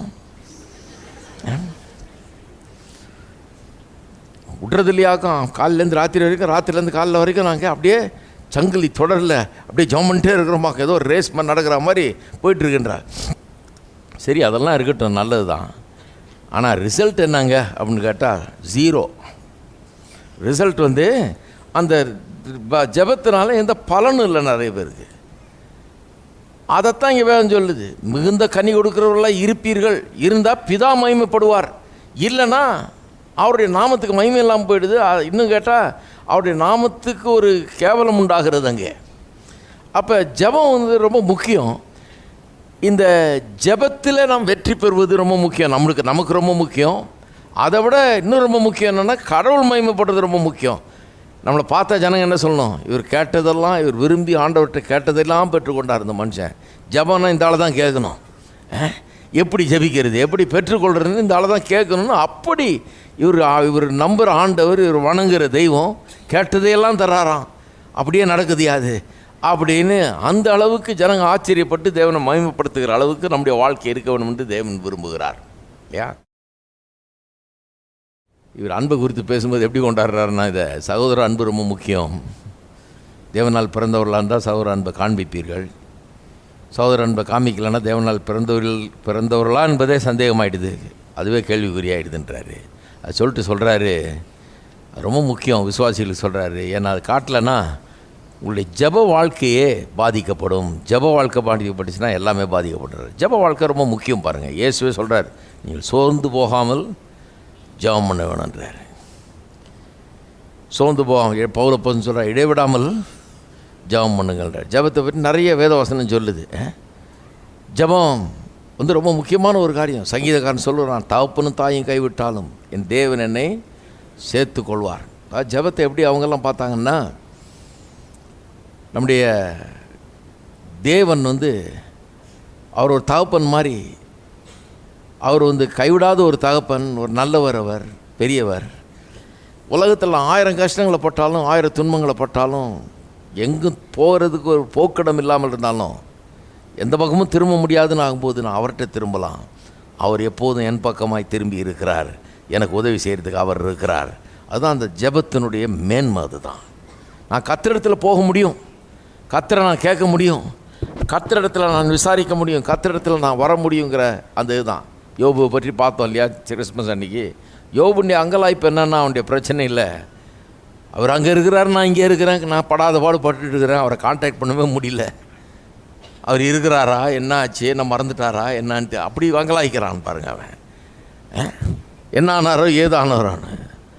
ஆனால் திடீர்னு அவனுக்கு ஒரு வெளிப்பாடு ஒன்று உண்டாகிறது. ஆமாம், அவர் இருக்கிறார், ஜீவிக்கிறார், அவர் என் மீட்பர், என்னுடைய கோவல், என்னுடைய உறவுக்காரரான மீட்பர், என் இனத்தை சேர்ந்தவர், என்னை போல ஒரு தாயின் வயிற்றில் பிறந்து மாம்சத்தையும் ரத்தத்தையும் உடையவர், என்னை நல்லா புரிஞ்சுக்கிறவர், எனக்காக என்னுடைய விஷயங்கள்லாம் அவருக்கு எல்லாம் தெரியும், ஒன்றும் விளக்கி சொல்லவே வேண்டியதில்லை. ஏன்னா அவர் இந்த உலகத்திலே பிறந்திருக்கிறார், வாழ்ந்திருக்கிறார், இருந்திருக்கிறார், கஷ்டப்பட்டிருக்கிறாரு, எல்லாம் தெரியும், அவர் உயிரோடு இருக்கிறார் அப்படின்னு அந்த ஒரு நிச்சயம் அவனுக்கு அது மத்தியில் உண்டாகிறது. ஜெபம்ங்கிறது என்னென்னா அப்படிப்பட்ட ஒரு காரியம். உலகத்தில் பல இடுக்கண்களை சந்திக்கும்போது போக்கிடமில்லாத இருக்கிறவர்கள் எங்கேயும் திரும்பாத நேரத்தில், அல்லது மற்றவர்களெலாம் மதிக்கலை, மற்றவர்களெலாம் நம்ம சொல்கிறத கேட்கல, நமக்கு உதவி செய்ய வரலை, நம்ம பக்கமாக திரும்ப மாட்டேங்கிறாங்க என்பது கர்த்தர் நம்ம பக்கமாக திரும்புகிறார், நான் எப்போவுமே அவர்கிட்ட போகலாங்கிற ஒரு பெரிய ஒரு நம்பிக்கை அங்கே இருக்குது. இயேசுவை பாருங்கள், இயேசு ஜெபத்தில் ஒரு பெரிய எக்ஸாம்பிளாக இருக்கிறார். அவர் கேட்டதெல்லாம் நீர் தருவீர்னு அப்படியே சொல்கிறார். நான் எப்போ கேட்குறேனோ அப்போல்லாம், நான் எப்போ ஜெபிக்கிறேனோ அப்போல்லாம் என்னுடைய ஜெபத்தை நீர் கேட்கிறீர்ன்றார் லாசருவின் கல்லறையில் இருந்துக்கிட்டு. நான் கேட்கும்போது, நான் ஜெபிக்கும் போதெல்லாம் என்னுடைய ஜெபத்தை கேட்குறேன்றார். நிறைய பேருக்கு அதுவே பெரிய சந்தேகம். கர்த்தர் கேட்டாரா நம்ம தெரியலையே, லைன் போச்சா, டெலிகிராம் போய் கிடச்சிதா, மெசேஜ் அவருக்கு கிடச்சிதா அப்படின்னு சந்தேகப்படுறேன். சொல்கிறார், கேட்கும் போதெல்லாம், நான் வாயை திறந்து ஜெபிக்கும் போதெல்லாம் அந்த ஜெபத்தை கேட்கிறீர் அப்படிங்கிறார். அவ்வளோ நிச்சயம். கெத்செமனே தோட்டத்தில் ஜெபம் பண்ணுறாரு பாருங்கள். எவ்வளோ நெருக்கடியான ஒரு சூழ்நிலை, உயிர் போக போகுது. வெறும் உயிர் போகிறது இல்லை, அது வந்து பெரிய ஒரு காரியம். சிலுவையிலே தன்னை ஒரு பலியாக மனுக்குலத்தின் பாவத்துக்காக அவர் ஒப்பு கொடுக்க போகிறார். தேவன் அவரை பலிபீடம் சிலுவை, அங்கே மனுக்குலத்தின் பாவத்துக்காக ஒரு பலியாக அவர் ஒப்பு கொடுக்க போகிறார். பாவமாகி சாபமாகி மனுக்குலம் அத்தனை பேருடைய சாபத்தையும் பாவத்தையும் சுமந்தவராக சாக போகிறார். அது ஒரு பெரிய ஒரு காரியம் பாருங்கள். அது வந்து லேசான காரியம் இல்லை. அந்த குறித்த நினைவு எண்ணங்கள் அவரை வந்து தாக்குது. ரத்த வேர்வை சிந்துறாரு. சீஷர்களுக்கெல்லாம் ஒன்றும் புரியல பாருங்க. அவங்களுக்கு என்ன பாருங்கள், இப்போ நம்ம இவ்வளோ விலைக்கு பிரசங்கம் பண்ணியே நிறைய பேருக்கு புரியல சிலுவையை பற்றி, அங்கே என்ன நடந்ததுன்னு. சீஷர்களுக்கு என்ன புரிஞ்சிருக்குன்னு நினைக்கிறீங்க? கூடயே போகிறான், என்னமோ தெரிலப்பா, கொஞ்சம் வருத்தமாக இருக்கிறாரு. நீங்களாம் இங்கே கடங்க, நான் ஜெபம் பண்ணிட்டு வரேன்றாரு. அவர் ஏதோ தனியாக போகிறாரு, என்னமோ தெரில, அவருக்கு ஏதோ ஒரு கொஞ்சம் அழுத்தம் மாதிரி இருக்குது, ஏதோ ப்ரெஷரில் இருக்கார் போல் இருக்குது, டென்ஷனாக இருக்கிறாரு. இப்படி தான் பேசிகிட்டு இருந்திருப்பானுன்னு நினைக்கிறேன். ஒன்றும் புரியல அவங்களுக்கு என்னன்னு. அவருக்குள்ளே என்ன பாதிப்பு ஏற்பட்டிருக்குதுங்கிறது அவங்களால கொஞ்சம் கூட ஒரு விளங்கி கொள்ள முடியாது. யார்கிட்ட போய் சொல்லுவார் பாருங்கள், இந்த ஆளுங்க கூடயே தான் இருக்கிறாங்க, ஆனால் அவங்கள்ட்ட இதெல்லாம் விளக்கி சொன்னால் விளங்க கூட முடியாது அவங்களால. ஆனால் தனியாக போகிறார், இவங்களை இங்கே விட்டுட்டு அவர் உள்ளே போய் அந்த தோட்டத்தில் தனியாக ஜெபம் பண்ணுறாரு பாருங்கள். ஜெபம் பண்ணும்போது அங்கே பிதாவோடு அவர் தொடர்பு கொள்கிறார். பிதாவுடைய முகத்தை அவர் அங்கே தரிசிக்கிறார். அந்த நேரத்தில் அவரோட கான்டாக்டை வச்சுக்கிறார். அவரோட கான்டாக்டை வச்சுக்கும் போது எல்லாம் ஓகேயாக இருக்க போகுது, பரவாயில்ல, இவர் வேலையை செஞ்சு முடிக்கலாம், தேவன் இவரோட இருப்பார், கடைசியில் இவரை எழுப்புவார், இந்த வேலையை இவர் செஞ்சு முடிச்சே தான் ஆகணும், கர்த்தர் அவரோட இருப்பார், பயப்படுறதுக்கு ஒன்றும் இல்லை, எல்லாம் வந்து கரெக்டாக முடிய போகுது அப்படிங்கிற ஒரு நிச்சயம் அவருக்கு உண்டாருது. எந்திரிச்சு வர்றாரு பாருங்க, ரைட் போகலான்றார். அவனு தேடிட்டு வந்து இவர் ஒளிஞ்சிக்கிட்டு இருந்து அவன் பிடிக்கல, அப்படிலாம் கிடையாது. நிறைய பேர் இந்த தோட்டத்தில் ஒளிஞ்சிட்டு இருந்தாராக்கும். இல்லை தோட்டத்தில் ஒழிஞ்சிடலாம், அவர் தேடுறாரு இவனை. யார்? போர்ச்சேவர் இல்லை, இவர் பிடிக்க வந்தாங்களே, வா போகலாம், வந்துட்டாங்களா ஆள் பாருன்றார். ரெடி போகலாம், நான் ரெடின்றார். அந்த மாதிரி ஒரு உறுதி வந்துருச்சு. ஏன்னா ஜெபத்தில் அவர் போய் அந்த நேரத்தை செலவழித்த உடனே பார்த்துடலாம், ஒரு கை பார்த்துடலாம் அந்த பிரச்சனையை. பெரிய பிரச்சனையாக தெரியுது, பெரிய பாரமாக இருக்குது, இந்த பாரத்தெல்லாம் சுமக்கணும், சிலுவையில் சாகணும், இது எண்ணி பார்க்கறதுக்கே ரொம்ப கஷ்டமாக இருக்குது, ரத்த வேர்வை வருது. ஆனால் கத்திரிடத்தில் அந்த நேரத்தை செலவழித்து ஜெபம் பண்ண உடனே 1 மணி நேரம் ஜெபம் பண்ண அவன் தூங்கிட்டு இருக்கிறான் பாருங்கள் பேதுரு. ஆனால் 1 மணி நேரம் கூட ஜெபம் பண்ண முடியல. விலங்குனா கொஞ்சம் உழுந்து ஜெபம் பண்ணியிருப்பான், விலங்குல அதுதான் பிரச்சனை. என்ன பிரச்சனைங்கிறது விலங்குல, அதை புரிஞ்சு கொள்ள கூட முடியல. ஆனால் அவருக்கு விளங்குச்சு, அவர் ஜெபம் பண்ணார். ஜெபம் பண்ணிட்டு ரொம்ப உறுதியோடு திரும்பி வர்றார். சிலுவைக்கு போகிறேன் நான், ஒரு பெரிய ரிசால்வ், ஒரு தீர்மானத்தோடு செஞ்சு முடிச்சிருவோம் இந்த வேலையை, இதுக்கு தான் பிறந்திருக்கிற, சிலுவையில் மறிக்கிறதுக்கு தான் செஞ்சு முடிச்சிருவோன்னு வந்து அவர் தன்னுடைய ஜீவனை சிலுவையில் கொடுக்குறார். அப்போ ஜெபங்கிறது ரொம்ப முக்கியமான ஒரு நேரம், முக்கியமான ஒரு காரியம். அதில் தடை ஏற்பட்டுரும், அது வெற்றி இல்லாமல் போயிடும், அதில் வந்து பிரச்சனை ஏற்பட்டுரும். இந்த சகோதர அன்பு ஒருவன் சரியாக காட்டலைன்னா அப்படிங்கிற விதத்தில் அதை டீச் பண்ணுறார். சகோதர அன்பை போதிக்கும்போது, அன்பில் எப்படி வாழ்கிறதுன்னு போதிக்கும்போது எவ்வளோ முக்கியங்கிறத எப்படி கொண்டாடுறாரு பாருங்க.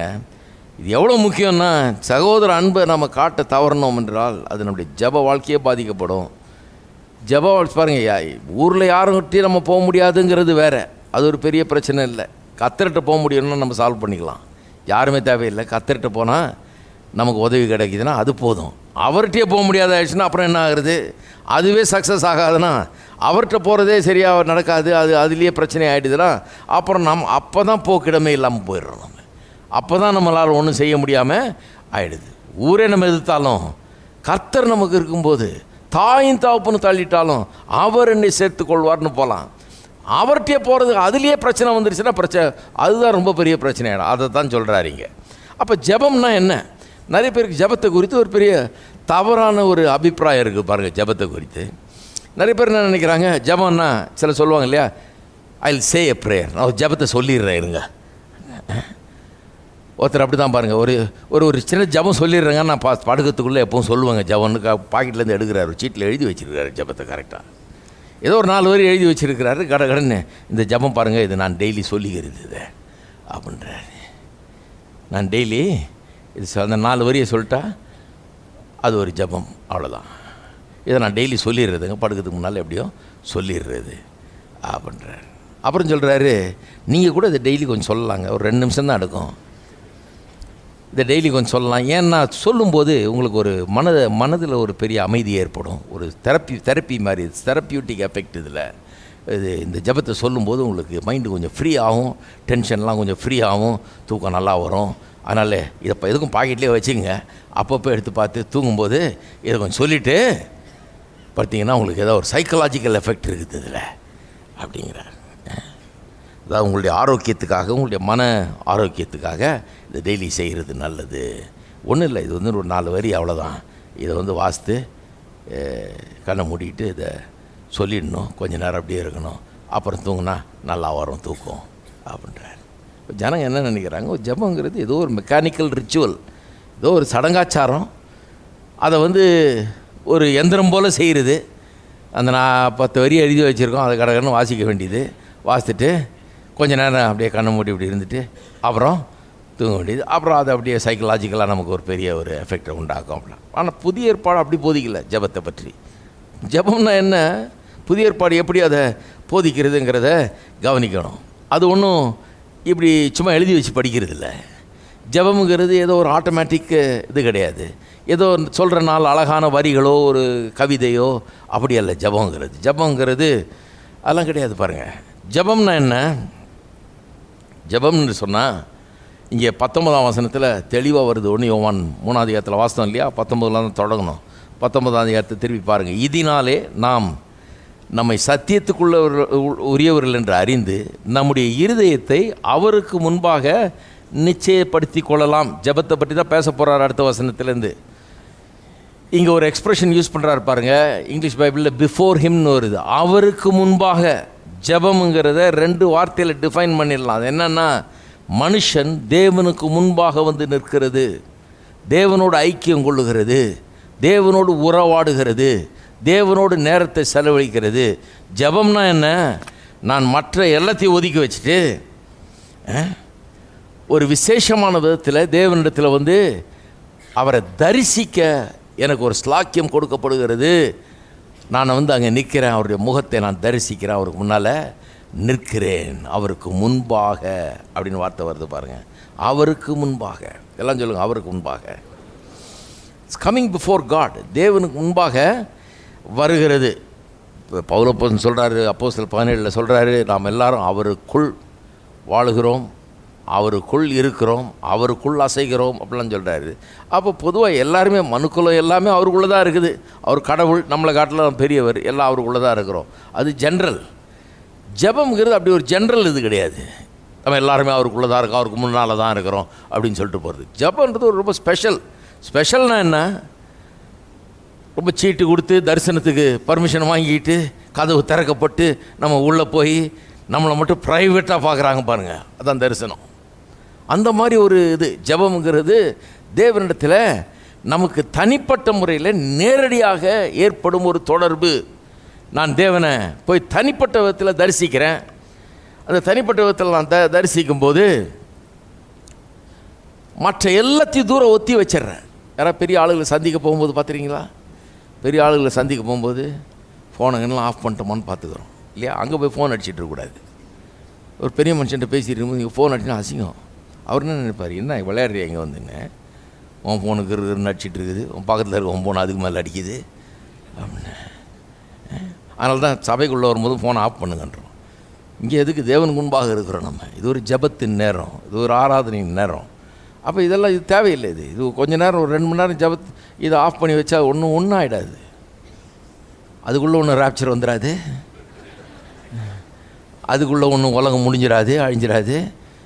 அதுக்குள்ளே ஒன்றும் பெரிய பிரேக்கிங் நியூஸ் அதுவும் ஏதாவது ஒன்று கெட்டு போயிடாது, ஒன்றும் ஆகாது. பாருங்கள், நான்லாம் ஃபோனை எடுத்துகிட்டு வர்றதில்லை, எதுக்கு இந்த தொல்லைன்னு, அப்புறம் பார்த்துக்கலான்னு. இந்த செல்ஃபோனை யூஸ் பண்ணுறதுக்கு அதுக்கு ஒரு வரம் வேணும் பாருங்கள். நான் கற்றுக்கிட்டேன் நல்லா. எப்போ எனக்கு வேணுமோ அப்போ தான் அதை எடுப்பேன். நான் சும்மா எடுக்கிறதே கிடையாது, எனக்கு எப்போ வேணும் எடுப்பேன். ஒரு நாளைக்கு இத்தனை முறை எடுத்து யார் யார் ஃபோன் பண்ணியிருக்கான்னு பார்த்துக்கிறது. யார் யாருக்கு ஃபோன் பண்ணணும்னு நினைக்கிறேன்னா அவங்களுக்கெல்லாம் ஃபோன் பண்ணி என்னங்க ஃபோன் பண்ணிங்களா என்ன விஷயம்னு கேட்டுக்கிறது, அவ்வளோதான். சும்மா இதை அடிக்கிறப்பெல்லாம் எடுத்துகிட்டு இருந்தோம்னா இதுக்கு அடிமையாகிடுறோம் நம்ம. இதே வேலையாக இருக்குது. எடுத்து எடுத்து எடுத்து எடுத்து எடுத்து எடுத்து வைக்கிறதுக்குள்ளே திருப்பி திருப்பி அடிச்சுக்கிட்டே இருக்குது பாருங்கள். அப்புறம் தேவனுடைய பிரசனத்துக்கு முன்னாலும் நினைக்கிற சிலர் பாருங்கள், சபைக்குள்ளே வந்தாலும் ஃபோன் ஆஃப் பண்ண முடியல அவங்களால. இங்கே உட்காந்துட்டு டெக்ஸ்ட் பண்ணிகிட்டு இருப்பாங்க. இங்கே உட்காந்து 4 வேலையை முடிச்சு வச்சிடலாம் அப்படின்னா அது டக்கு புக்குன்னு அதெல்லாம் செஞ்சிடலான்ட்டு இங்கே வந்தாலும் அதெல்லாம் பண்ணக்கூடாது பாருங்கள். ஏன்னா இது வந்து தேவனுக்கு முன்பாக நம்ம இருக்கிற ஒரு நேரம். இது வந்து ஒரு ஸ்பெஷல் டைம் இல்லையா?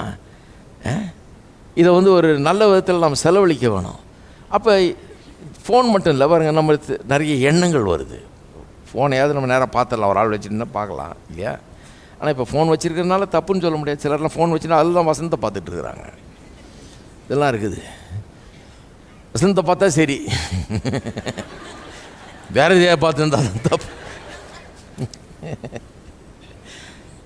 சொல்கிறது புரிஞ்சுங்க நல்லா. எண்ணங்கள் வருது பாருங்கள், வேறு எண்ணங்கள், கரிசனைகள், கவலைகள், அங்கலாய்ப்புகள், ஏதாவது அலசடிப்படுறது மனசு. 1000 இடத்துக்கு ஓடிக்கிட்டு இருக்குது மைண்டு. பெரிய மனுஷனை பார்க்குறோம், ஒரு பிரைம் மினிஸ்டரையோ பிரசிடென்ட்டையோ அந்த மாதிரி ஆளை போய் பார்க்கும்போது மனசு இப்படியெல்லாம் ஓடிட்டு இருக்க விடுவீங்களா நீங்கள்? ஹலோ, ஓடிட்டு இருக்க விடலாமா? கவனம் ஃபுல்லாக செலுத்தணும். ஏன்னா இதை பாக்கியம் கிடைக்கிறது ஒரு பெரிய ஒரு ஸ்லாக்கியம். இது வந்து சும்மா லேசாக கிடைக்காது. அவ்வளோ பெரிய மனுஷன் அங்கே போய் வந்து நான் வேறு எதையோ சாம்பார் ஆச்சா காய்கறி வாங்கிட்டானாம இந்நேரம் செஞ்சு வச்சுருப்பானா? இட்லி பொடி செய்ய சொன்னமே செஞ்சானா? இதெல்லாம் வந்து சில்லறத்தனம். அதை யோசிக்கக்கூடாது. எதை யோசிக்கணும்? இவ்வளோ பெரிய மனுஷனுக்கு முன்னால் வந்திருக்கிறோம். என்னெல்லாம் செஞ்சு முடிச்சுக்கணுமோ கரெக்டாக செஞ்சு முடிச்சுக்கணுமோ, எதெல்லாம் கரெக்டாக முன்னால் வைக்கணுமோ வச்சிடணும். என்னென்ன கோரிக்கையெல்லாம் வைக்கணுமோ அதெல்லாம் கரெக்டாக வைக்கணும். எதெல்லாம் நான் பேசி தீர்த்துக்கணுமோ அதெல்லாம் பேசி தீர்த்துக்கணும். என்னெல்லாம் பண்ணணுமோ அதெல்லாம் கரெக்டாக பண்ணணுன்ற அந்த முழு கவனம் இருக்க வேணும் பாருங்கள். கான்சென்ட்ரேட் பண்ணுறோம். அப்படி தனிப்பட்ட முறையில் கிடைக்கிற ஒரு தரிசனம் இது ஒரு பெரிய ஸ்லாக்கியம். இதில் நான் மற்ற எல்லாத்தையும் ஒத்தி வச்சுட்டு இதுக்கு பூர்ணமான கவனத்தை செலுத்துகிறேன். ஏன்னா அந்த ஜெபம் என்கிறது அவ்வளோ பெரிய ஒரு பாக்கியம், ஒரு ஸ்லாக்கியமாக இருக்கிறது. இதில் வந்து அதனால தான் பாருங்கள், இந்த சகோதர அன்புன்ற ஒரு இஷ்யூ வந்து அதை நான் காட்டாமல் போய் அதனால இதில் ஒரு தடை வந்துடக்கூடாது. அவர்கிட்ட கிடைக்கிற பாக்கியம், இந்த பாக்கியம் இருக்குது பாருங்கள், ப்ரேயர்ன்ற ஜெபம்ன்ற இந்த பாக்கியம். இதில் வந்து இந்த சகோதர அன்பு விவகாரம் ஏதாவது வந்து அதை நான் சரியாக காட்டாமல் சரியாக வாழாமல் போய் அதனால் இதில் ஏதாவது ஒரு இடைஞ்சல் குறுக்கிட்டுறக்கூடாது. இது ரொம்ப முக்கியம். அப்படி தான் இவர் ப்ரெசன்ட் பண்ணுறாரு யோவான். அதை அப்படி தான் சொல்கிறாரு. இதை குறித்து போதிக்கும்போது, சகோதர அன்பை குறித்து போதிக்கும்போது அப்படி தான் அதை சொல்கிறாரு. இது தேவனுடைய சமூகத்தில் நாம் செலவிடும் நேரம். அந்த நேரத்தில் எல்லாத்தையும் ஒதுக்கி வைக்க வேணும். வேறு எந்த இஷ்யூஸும் இருக்கக்கூடாது. இதுக்கு இடைஞ்சலாக எதுவும் இல்லாமல் பார்த்துங்க. ஏன்னா அது ஒரு ப்ரெஷஸ் டைமு. கரெக்டாக வேலையை நடத்தி முடிக்கிற ஒரு நேரம். உங்களுடைய வாழ்க்கையின் வெற்றி அந்த நேரத்தில் அடங்கி இருக்குது. ஆகவே இதை சரியாக பயன்படுத்திங்கன்ற விதத்தில் தான் அதை சொல்கிறார். சரி, அப்போ ஜெபம்னா தேவன் முன்பாக நாம் வருகிற நேரம். அதான் டெஃபினிஷன் இல்லையா? எல்லாத்தையும் விட்டுட்டு எல்லாத்தையும் ஓரம் கட்டிட்டு இதுக்கு ரொம்ப கவனம் செலுத்துறது ஒரு பெரிய தரிசனம் மாதிரி. இது ஒரு பெரிய பாக்கியமாய் ஸ்லாக்கியமாக நினைக்கிறோம். அதுதான் உண்மைன்னு சொன்னால், அப்போ சரியான ஒரு ஜெபத்தில் என்னவெல்லாம் இருக்க வேண்டும்? What are the conditions of a true prayer? ஒரு உண்மையான ஜெபம். நான் சொல்கிறது உண்மையான ஜெபம் 4 வரியை வாசிடுறது இல்லை, கடகடன்னு எதையோ ஒன்று ஒப்பிச்சிடுறது இல்லை. அந்த மாதிரி ஜெபத்தை சொல்ல நான். அது வந்து ஈஸியாக பண்ணிடலாம். அதுக்கு ஒன்றும் தேவனுடைய பிரசனத்துக்கெல்லாம் ஒன்றும் வர வேண்டியதில்லை. மார்க்கெட்லேயே நின்று கடன் இப்போ சொல்லிடலாம். பேசாமல் வீட்டுக்கு போகிறதுக்குள்ளே போனோன்னு ஒரு தூக்கமாக இருக்குது, இந்த 4 வரியை சொல்லி முடிச்சிடணும். அப்போ அதுக்கு ஒன்றும் தேவனுடைய பிரசனத்துக்கு முன்னாலாம் வர வேண்டியதில்லை. அந்த 4 வரியை கடகன்னு எடுத்து வாசிட்டு முடியல. நான் சொல்கிறது வந்து ரியல் ப்ரேயர். இருக்கீங்களா? இதெல்லாம் இப்படி சொல்ல வேண்டியதாக இருக்குது இந்த காலத்தில். என்னத்தை பண்ணுறது பாருங்கள், ஒரே குழப்பி வச்சுருக்கிறாங்க. இதுவும் ஜபந்தான் அதுவும் ஜபந்தான். நீ சொல்லிட்டியா உன் ஜபத்தை அப்படின்னா? நான் சொல்லிட்டேன். எப்போ சொன்னதோ டிவி பார்த்துனுக்கும் போதே சொல்லிட்டேன். அந்த ஷோ ஓடிட்டு இருந்தது, அந்த காமெடி சீன் போயிட்டு இருக்குது. நான் அங்கேயே வந்து கடகட ஜபத்தை சொல்லிட்டேன் சீக்கிரமாக்கும். அட கடவுளை, சொல்லிட்டேன்ல, அது போதும்.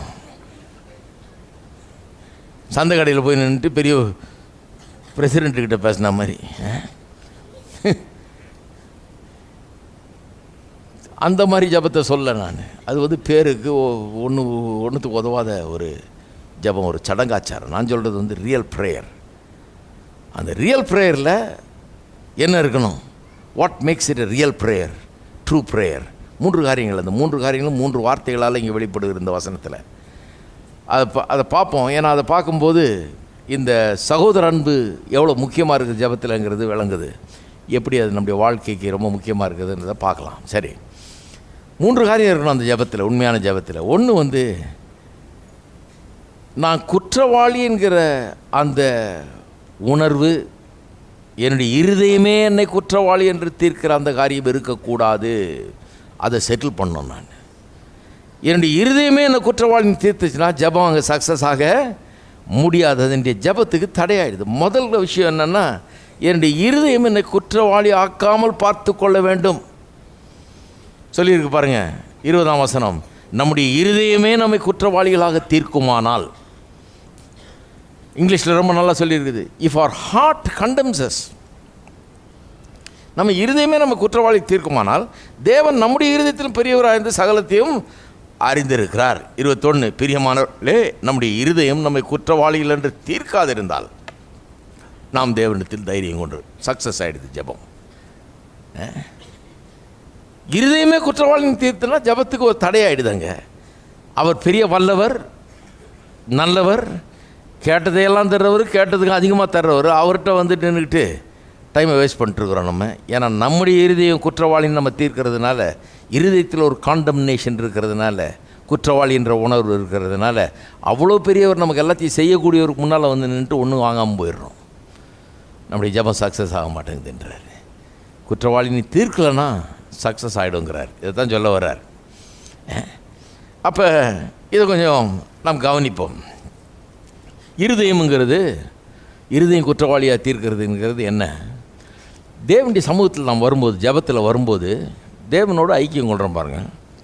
தேவனோட ஐக்கியம் கொள்ளும்போது நம்முடைய மனசாட்சியில், இந்த இருதயம் நம்மை குற்றவாளியாய் தீர்க்குதுன்றது வந்து மனசாட்சியை பற்றி சொல்லியிருக்கிறாங்க. நம்முடைய மனசாட்சியில் ஒரு சத்தம் கேட்க ஆரம்பிக்குது. மனசாட்சி அப்போ ரொம்ப தெளிவாக வேலை செய்ய ஆரம்பிக்குது. மற்ற நேரத்தில் தெளிவாக வேலை செய்யலை, ஏன்னா டிவி பார்த்துட்டு இருக்கிறீங்களே, இது குவாய்ட்டாக இருக்குது. அது சத்தம் பெருசாக இருக்குது. அந்த சத்தம்லாம் கம்மி பண்ணி அதெல்லாம் பார்க்காத இருக்கும்போது கூட வேறு கவலை இருக்குது, வேறு எண்ணங்கள் ஓடிட்டு இருக்குது, அந்த எண்ணம் இந்த எண்ணம் அலை மோதிட்டு இருக்குது. அதனால் இந்த சத்தம் சரியாக கேட்க மாட்டேங்குது. இருக்கீங்களா? இந்த சத்தம் சரியாக கேட்குறோன்னா மற்ற சத்தத்தெல்லாம் கொஞ்சம் இறக்கணும். ஜன்னலெல்லாம் மூடி, ஃபேனெல்லாம் ஆஃப் பண்ணிட்டு அழகாக ஏசியை போட்டு உட்காந்து ஆன் பண்ணிங்கன்னா அந்த மெல்லிய சத்தம் ரொம்ப அழகாக கேட்குது இல்லையா? டிவியில் சத்தம் கேட்கலன்ட்டு கொஞ்சம் ஜன்னல்லாம் இழுத்து மூடிட்டு ஃபேன் ஓடும் ஓடிட்டு அதையும் நிறுத்தினா டக்குன்னு சத்தம் பார்த்தா ரொம்ப கிளியராக கேட்குது. அது மாதிரி தான் இது. உள்ள ஒரு சத்தம் பேசிக்கிட்டு இருக்குது பாருங்கள். இந்த மனசாட்சின்றதை கடவுள் நம்மளுக்கு கொடுத்துருக்கிறார். எதுக்காக? நம்முடைய நன்மைக்காக கொடுத்துருக்கிறார். மனசாட்சிங்கிறது ரொம்ப முக்கியம் பாருங்கள். சிலர் மனசாட்சியே இல்லாத போல் நடந்துக்கிறாங்க. அதனால தான் மற்றவங்க அவங்கள பார்த்து சொல்கிறாங்க, அந்த அளவுக்கு மனசாட்சியே கிடையாதுன்றாங்க. ஏன்னா மனசாட்சியே இல்லாதவனை போல் நடந்துக்கிறது. அதை டோட்டலாக இக்னோர் பண்ணுறது. கதற இவங்க பேசாமல் இருக்கிறது. அது கதறிட்டு போட்டோம், சத்தம் அதை வால்யூம் நிறைய போட்டோம் அப்படின்ட்டு இவங்க போயிட்டே இருக்கிறது. கர்த்தர் நமக்கு ஒரு நோக்கத்துக்காக இந்த மனசாட்சியை தர்றார். மனசாட்சிங்கிறது நம்முடைய ஆவியிலே தேவன் கொடுத்துருக்கிற ஒரு சத்தம் பாருங்கள். நம்முடைய சரீரத்தில் ஒரு சத்தம் இருக்குது. இன் அவர் பாடி தேர் இஸ் எ வாய்ஸ், ஒரு சத்தம். கேட்டிருக்கீங்களா? அன்றைக்காது ஒன்றுமே தெரியாத மேலே உட்காந்துருக்கீங்க. கேட்டிருக்கீங்களா சரீரத்தில் சத்தத்தை? மத்தியானம் 1 மணிக்குள்ளே வீட்டில் போய் சாப்பிட்லன்னா ஒரு சத்தம் கேட்கும். பசிக்குதுன்றது அந்த சரீரம் எப்படி கத்துன்றீங்க. போக போக நாய்ஸ் அதிகமாகும். இந்த காருங்களில் இப்போல்லாம் சீட் பெல்ட் வருது பார்த்தீங்களா? இந்த புது நல்ல ஹைடெக் காரில் பார்த்தீங்கன்னா சீட் பெல்ட் போடுறான். சீட் பெல்ட்டு போடணும். போடலைன்னா முன்னெல்லாம் ஜனங்க வந்து அது கிடக்குது போட வேணான்ட்டு விட்டுறாங்க. இப்போ சட்டம் கொண்டாந்துட்டாங்க போடணுன்னு. போடலைன்னா இப்போ பீப் பீப் பீப்னு சத்தம் கேட்கும். இது ஒரு நியூசன்ஸாக இருக்குது, இது ஒரு தொல்லையாக இருக்குதுன்னு தொல்லைக்காகவே போட்டுவான். இல்லைன்னா அது கேட்டுக்கிட்டே இருக்கும். போகிற 1 மணி நேரத்துக்கு இதுக்கு சத்தம் கேட்டுக்கிட்டே இருக்கணும். சிலர் என்ன பண்ணுறது, அதையும் மீறி இவன் சத்தமாக ஏதாவது மியூசிக் போட்டுட்டு போகிறது, அந்த பீப் பீப். ஏன்னா இது கிடக்குது, இதுக்காக நான் போடுவேண்ணா அப்படின்னு. அதனால தெரிஞ்சு வச்சுருக்கானுங்க ஆணுங்க. பாருங்கள், அவன் என்ன பண்ணிட்டான், இப்போ வர்ற காரில் என்ன பண்ணிட்டான், பீப் பீப் பீப்னு ரொம்ப மெல்லி சத்தத்தில் போடும். அப்புறம் கொஞ்சம் நேரம் பொறுத்து நீ இன்னும் போடலன்னா இன்னும் கொஞ்சம் சத்தம் போடும், இன்னும் போடலன்னா இன்னும் கொஞ்சம் சத்தம் போடும், இன்னும் போடல ஓன்னு கதை பீ பீ பீ பீன்னு உங்களை விடாது. போடுற வரைக்கும் உங்களை விடாது, போட்டே ஆகணும். அந்த மாதிரி ஆகிடும். இன்னெல்லாம் பண்ண வேண்டியதாக இருக்குது பாருங்கள். ஜனங்களை கண்டுக்காமல் விடலான்னு பார்க்குறாங்க, ஆனால் அது விடாத மாதிரி பண்ணி வச்சுருக்கிறாங்க. இப்போ சரீரத்தில் ஒரு சத்தம் இருக்குது. அந்த சத்தத்தை நம்ம அலட்சியம் பண்ண முடியாது. கொஞ்ச நேரம் அதை கண்டுக்காமல் இருக்கலாம், ஒருவேளை பசிக்கலாம், கொஞ்சம் அப்படியே பேசாமல் நம்ம வேறு எதாவது பார்த்துட்டு பிஸியாக இருந்துடலாம். ஆனால் கொஞ்ச நேரத்தில் அது வேலையை காட்டிடும், கதறும், கூச்சல் போடும். அது கொஞ்சம் சோத்தை போட்டால் தான் அந்த சத்தம் அடங்கும். சரீரத்தில் சத்தம் அது இல்லையா. சரீரத்தில் வலி இருக்குது பாருங்கள். வலிங்கிறது வந்து ரொம்ப முக்கியமான ஒரு கெப்பாசிட்டி. ஒரு முள் காலில் போட்டுச்சுன்னா டக்குன்னு வலிக்குது. மூளைக்கு எவ்வளோ குயிக்காக எட்டுது பாருங்கள். அங்கே பட்ட மாத்திரத்தில் மின்னல் வேகத்தை காட்டில் அதிகமான வேகத்தில் வந்து எப்படி கர்த்தர் ஒயர் பண்ணி வச்சுருக்கிறார் பாருங்கள். இப்போ சொல்கிறானுங்க அது எலக்ட்ரானிக்கில் இதை பண்ணுறமாக்கும், ஒயரிங் இப்படி பிரமாதமாக பண்ண, எதுவுமே சரியாக வேலை செய்ய மாட்டேங்குது. கர்த்தர் எப்படி ஒயர் பண்ணி வச்சுருக்காரு நம்ம மூளையும் நம்ம சரீரத்தையும், என்ன மாதிரி டாப் கிளாஸாக ஒயர் பண்ணி வச்சுருக்காரு. இங்கே ஒரு சின்ன முள் இங்கே போட்டோன்னு மூளைக்கு நான் ஊன்றதுக்குள்ள அங்கே டக்குன்னு உரைக்குது பாருங்க. தகவல் போயிடுது, என்னமோ கீழே டேஞ்சர் இருக்குது. அந்த டேஞ்சரை எனக்கு, அந்த அபாயத்தை எனக்கு காட்டுறதுக்காக, என்னை எச்சரிக்காததுக்காக தான் அந்த வலியை கர்த்தர் கொடுத்துருக்குறாரு என் சரீரத்தில். வலிங்கிறது ஒரு சத்தம், ஒரு அலாம் மாதிரி வேன், அது ஒரு அலாம் கிளப்புது. ஏன்னா இல்லைன்னா கார் ஓட்டையாயிடும், அது எங்கேயா ரிப்பேர் ஆகி இன்ஃபெக்ஷன் ஆகி அப்புறம் பிரச்சனை ஆகிடும்ட்டு ஜாக்கிரதை அதை பாதுகாக்கிறதுக்காக கர்த்தர் அதை கொடுத்துருக்குறாரு. எத்தனை பேர் நினைக்கிறீங்க அது ரொம்ப நல்லதுன்னு? ஒருத்தர் சொல்கிறார், வலியே நான் உணரக்கூடாதுங்க, அதுக்காக ஒரு ஜெபம் பண்ணுங்க. அது வியாதி. வலியே உணரக்கூடாதுன்னா முள் குத்தினாலும் தெரியக்கூடாது, ஆணி வச்சு அடித்தாலும் எனக்கு தெரியக்கூடாதுங்க, அந்த மாதிரி ஒரு ஜெபம் பண்ணுங்கன்னா எப்படி அது வந்து வியாதிக்காக ஜெபம் பண்ணுறது. அப்படி யாருக்கும் ஆணி அடித்தா கூட ஒன்றும் உரைக்க மாட்டேங்குதுன்னா முதல்ல டாக்டரை போய் பாருங்கள். ரொம்ப டேஞ்சர் அது ஆளை கொண்டுடும். அது ஒரு நோய், அதுக்கு ஏதோ பேர் இருக்குது. அது ஒரு நோய் பாருங்கள், பயங்கரமான நோய். அதுக்கு என்ன பண்ணணுமோ பண்ணி திரும்பி வலி லேசாக பட்டால் கூட உரைக்கிற மாதிரி கொண்டாடணும். திருப்பி அது கொண்டு வரதுக்கு அவங்க பாடு பண்ணணும். வலிக்கணும் அப்படின்றதுக்கு அதுக்கு மருந்து கொடுத்து வலிக்க வைப்பாங்க. திருப்பி இருக்கீங்களா? எப்படிலாம் சொல்ல வேண்டியதாக இருக்குது பாருங்கள். சரீரத்தில் இருக்கிற சத்தம் அது ரொம்ப முக்கியம். அது வந்து சாபம் கிடையாது வலி வர்றது. வலி கர்த்தர் நமக்கு கொடுத்த ஒரு ஈவு, ஒரு ப்ரொடெக்ஷன் மெக்கானிசம். அது கடவுள் அதில் வச்சுருக்கிறார், இன்ஜினியர் பண்ணியிருக்கார் பாருங்கள் சூப்பராக. அதை சரீரத்தை நம்மளை பாதுகாக்கிறதுக்காக எந்த டேஞ்சரில் இருந்தோம், சூடு ஈடு பட்டு கை வெந்து போகாமல் டக்குன்னு தெரியுது, பட்ட உடனே எடுத்துடுறோம் நம்ம பெரிய ஆபத்து நேர்றதுக்குள்ளே. அந்த மாதிரி ஒரு சிஸ்டம் வச்சுருக்காரு கடவுள். அதை நம்ம அலட்சியப்படுத்துறது கிடையாது. கையை வைக்கிறோம், சூடாக இருக்குது, அது கிடக்குது, அப்படி கிடையாது. அவ்வளோ சென்சிட்டிவாக வச்சுருக்காரு. அதே மாதிரி நம்முடைய ஆத்மாவிலையும் ஒரு சத்தம், உணர்ச்சிகள், இமோஷன்ஸ். அது ஒரு பெரிய ஒரு நாய்ஸ் மாதிரி. உணர்ச்சி சத்தம் போடும் உள்ள. சில உணர்ச்சிகள் கிளம்புறதை பார்த்துருக்கீங்க நீங்கள் இல்லையா? அதெல்லாம் கர்த்தர் ஒரு இதுக்காக தான் வச்சுருக்கிறாரு, ஒரு நல்லதுக்காக தான் அதெல்லாம் வச்சுருக்கிறாரு. அதை எக்ஸ்ப்ரெஸ் பண்ணுறதுக்கு அது அது அது அந்த உணர்ச்சிகள் உண்டாகும்போது அதில் சில பலன்கள் இருக்குது நமக்கு. அது மூலமாக சில பாதுகாப்பு இருக்குது, பலன்கள் இருக்குது, எல்லாம் இருக்குது. ஆவியிலையும் மனுஷன் ஆவி ஆத்மா சரீரமாக இருக்கிறான் இல்லையா? சரீரத்தில் ஒரு சத்தம் இருக்குன்னு, இதில் ஆத்மாவில் ஒரு சத்தம் இருக்குன்னு. ஆவியாக இருக்கிறான் மனுஷன். அந்த ஆவியை தான் இருதயம் நீங்கள் சொல்லிடுது. நம்முடைய இருதயமே நம்மை குற்றவாளி என்று தீர்க்குமானால், இப்போ ஆவியில் ஒரு சத்தம் இருக்குது. இந்த ஆவின்னு இருக்கிறதா இருதயம்னு வேதம் சில நேரத்தில் சொல்லுது. அதாவது நம்முடைய உள்ளான மனிதனில் நாம் கடவுள் ஆவியாக இருக்கிறது போல் நாம் ஆவியாக இருக்கிறோம். நம்ம ஆவி மனிதர்கள், சரீரத்தில் வாழ்கிறோம், ஆனால் நம்ம ஆவி மனிதர்கள். இந்த ஆவியில் ஒரு சத்தம் இருக்குது. அந்த சத்தம் தான் இந்த மனசாட்சி என்கிற சத்தம். இந்த சத்தம் ரொம்ப முக்கியம் பாருங்கள். வலி எவ்வளோ முக்கியமோ அதே மாதிரி இது வலி அலட்சியம் பண்ணக்கூடாது இல்லையா? அது நம்ம பாதுகாக்கிறதுக்காக, நம்ம நன்மைக்காக இருக்குது. அநேகர் மனசாட்சியை புரிஞ்சுக்கிறது இல்லை பாருங்கள். அந்த மனசாட்சியை கண்டுக்காமல் விடுறது, மனசாட்சியை அப்படியே போத்திடுறது, மனசாட்சியை அப்படியே அமைக்கிறது, அப்படியே அமைதிப்படுத்திடுறது மனசாட்சியை. ஏதாவது ஒரு தப்பு செஞ்சு பாருங்கள், தப்பு செஞ்ச உடனே ஒரு பொய் சொன்னீங்கன்னா அன்றைக்கி ஒரு மாதிரி ஆகிடும், என்னடா அது பொய் சொல்லிட்டோமே, நம்ம சாதாரணமாக பொய் சொல்ல மாட்டோம், இந்த மாதிரி ஒரு பொய்யை சொல்லிட்டோமே அப்படின்னு ஆகும் இல்லையா?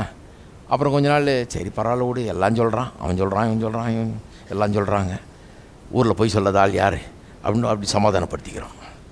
சமாதானப்படுத்த அது கொஞ்சம் சமாதானம் ஆகிடுது. அதுவும் சரி பரவாயில்ல. அப்புறம் அடுத்த பொய் வருது. அடுத்த பொய்க்கு அவ்வளோ வலிக்கல. அடுத்த பொய்க்கு இது எப்படின்னா காப்பி குடிக்கிறோம் இல்லையா? காப்பி குடிக்கும்போது சிலர் ரொம்ப சூடாக குடிப்பாங்க. ஏன்னா சூடாக குடித்து அதை அலட்சியம் பண்ணி சூடு நாக்கு வெந்துடும், மற்றவனுக்கு வாயில் வைக்க முடியாது. ஆனால் இவங்க வந்து அப்படி குடித்து நாக்கும் வெந்து அப்படியே குடித்து பழக்கப்பட்டதுனால சூடாக குடித்தாதான் அவங்களுக்கு காப்பி மாதிரி தெரியுது, அந்த சூட்டில் குடித்தாதான் அவங்களுக்கு காப்பி மாதிரி தெரியுது, மற்றவனுக்கு வாயில் வைக்கவே முடியல. ஏன்னா அதை குடித்து நாக்க அப்படியே நம்ம ஆக்கியிருக்கிறாங்க. அப்படி அதே மாதிரி தான் பொய் சொல்லி என்ன ஆகிடுது.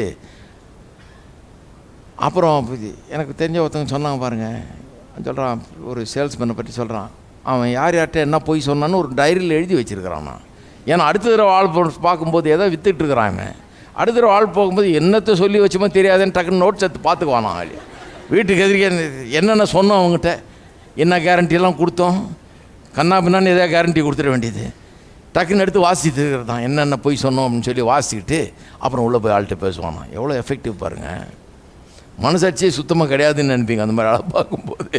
மனசாட்சி வேலை செய்தால் சுவிட்சே ஆஃப் பண்ணி வச்சுட்டானா அவன். என்னது இது, ஒன்றுமே உறுத்தாதான், மனம் உறுத்தாதானே, அவனுக்கு உறுத்துறது இல்லை, உறுத்துது. ஆனால் இவன் என்ன பண்ணிடுறது, இதை வந்து ஒரு விதமாக ரேஷனலைஸ் பண்ணி ஒரு நியாயப்படுத்தி பேசி ஈஸி அதை அமைதிப்படுத்தி அப்படி வச்சுருக்கிறான். அதே மாதிரி நிறைய பேர் பாவத்தை செய்கிறவங்களும் அதே மாதிரி தான். எவனா ஒருத்தன் கொலை செஞ்சுட்டான்னா அவனுக்கு தூங்கவே முடியாது, நிம்மதியாகவே இருக்க முடியாது. ஆனால் 10 கொலை செஞ்ச பிறகு சினிமா பார்த்துட்டு பிரியாணி சாப்பிட்டுட்டு அவன் ஊரை சுற்றிட்டு இருப்பான் ஜாலியாக சிரித்து பேசிக்கிட்டு. ஏன்னா இது 10வது ஐட்டம், இது வந்து நிறைய பண்ணியிருக்கிறான் அவன். அதனால் அவனுக்கு அது பண்ணி அது சர்வசாதாரணம் ஆகிடுது. இதுதான் மனசாட்சி பாருங்கள். இந்த மனசாட்சியை ரொம்ப அப்படி ஜென்டிலாக வச்சுக்கிறது ரொம்ப முக்கியம். ஜென்டிலான்னா கொஞ்சம் வலிச்சா கூட அதை கவனிக்கிறது, அட்டன் பண்ணுறது ரொம்ப முக்கியம். அப்போ மனசாட்சி ரொம்ப சூப்பராக வேலை செய்யும். அதன்படி நடக்க ஆரம்பித்தோன்னா நம்ம சூப்பரான ஆளாகிடுவோம். மனசாட்சியின்படி நடக்கிற ஆளாக இருந்தால் நம்ம எப்படி ஆகிடுவோம், நம்ம சூப்பரான ஆசாமி ஆகிடுவோம். ஏன்னா அந்த சின்ன உறுத்துதலுக்கெல்லாம் நம்ம ரெஸ்பாண்ட் பண்ணுறோம், அந்த சின்ன உறுத்துதலுக்கெல்லாம் நம்ம கவனிக்கிறோம்.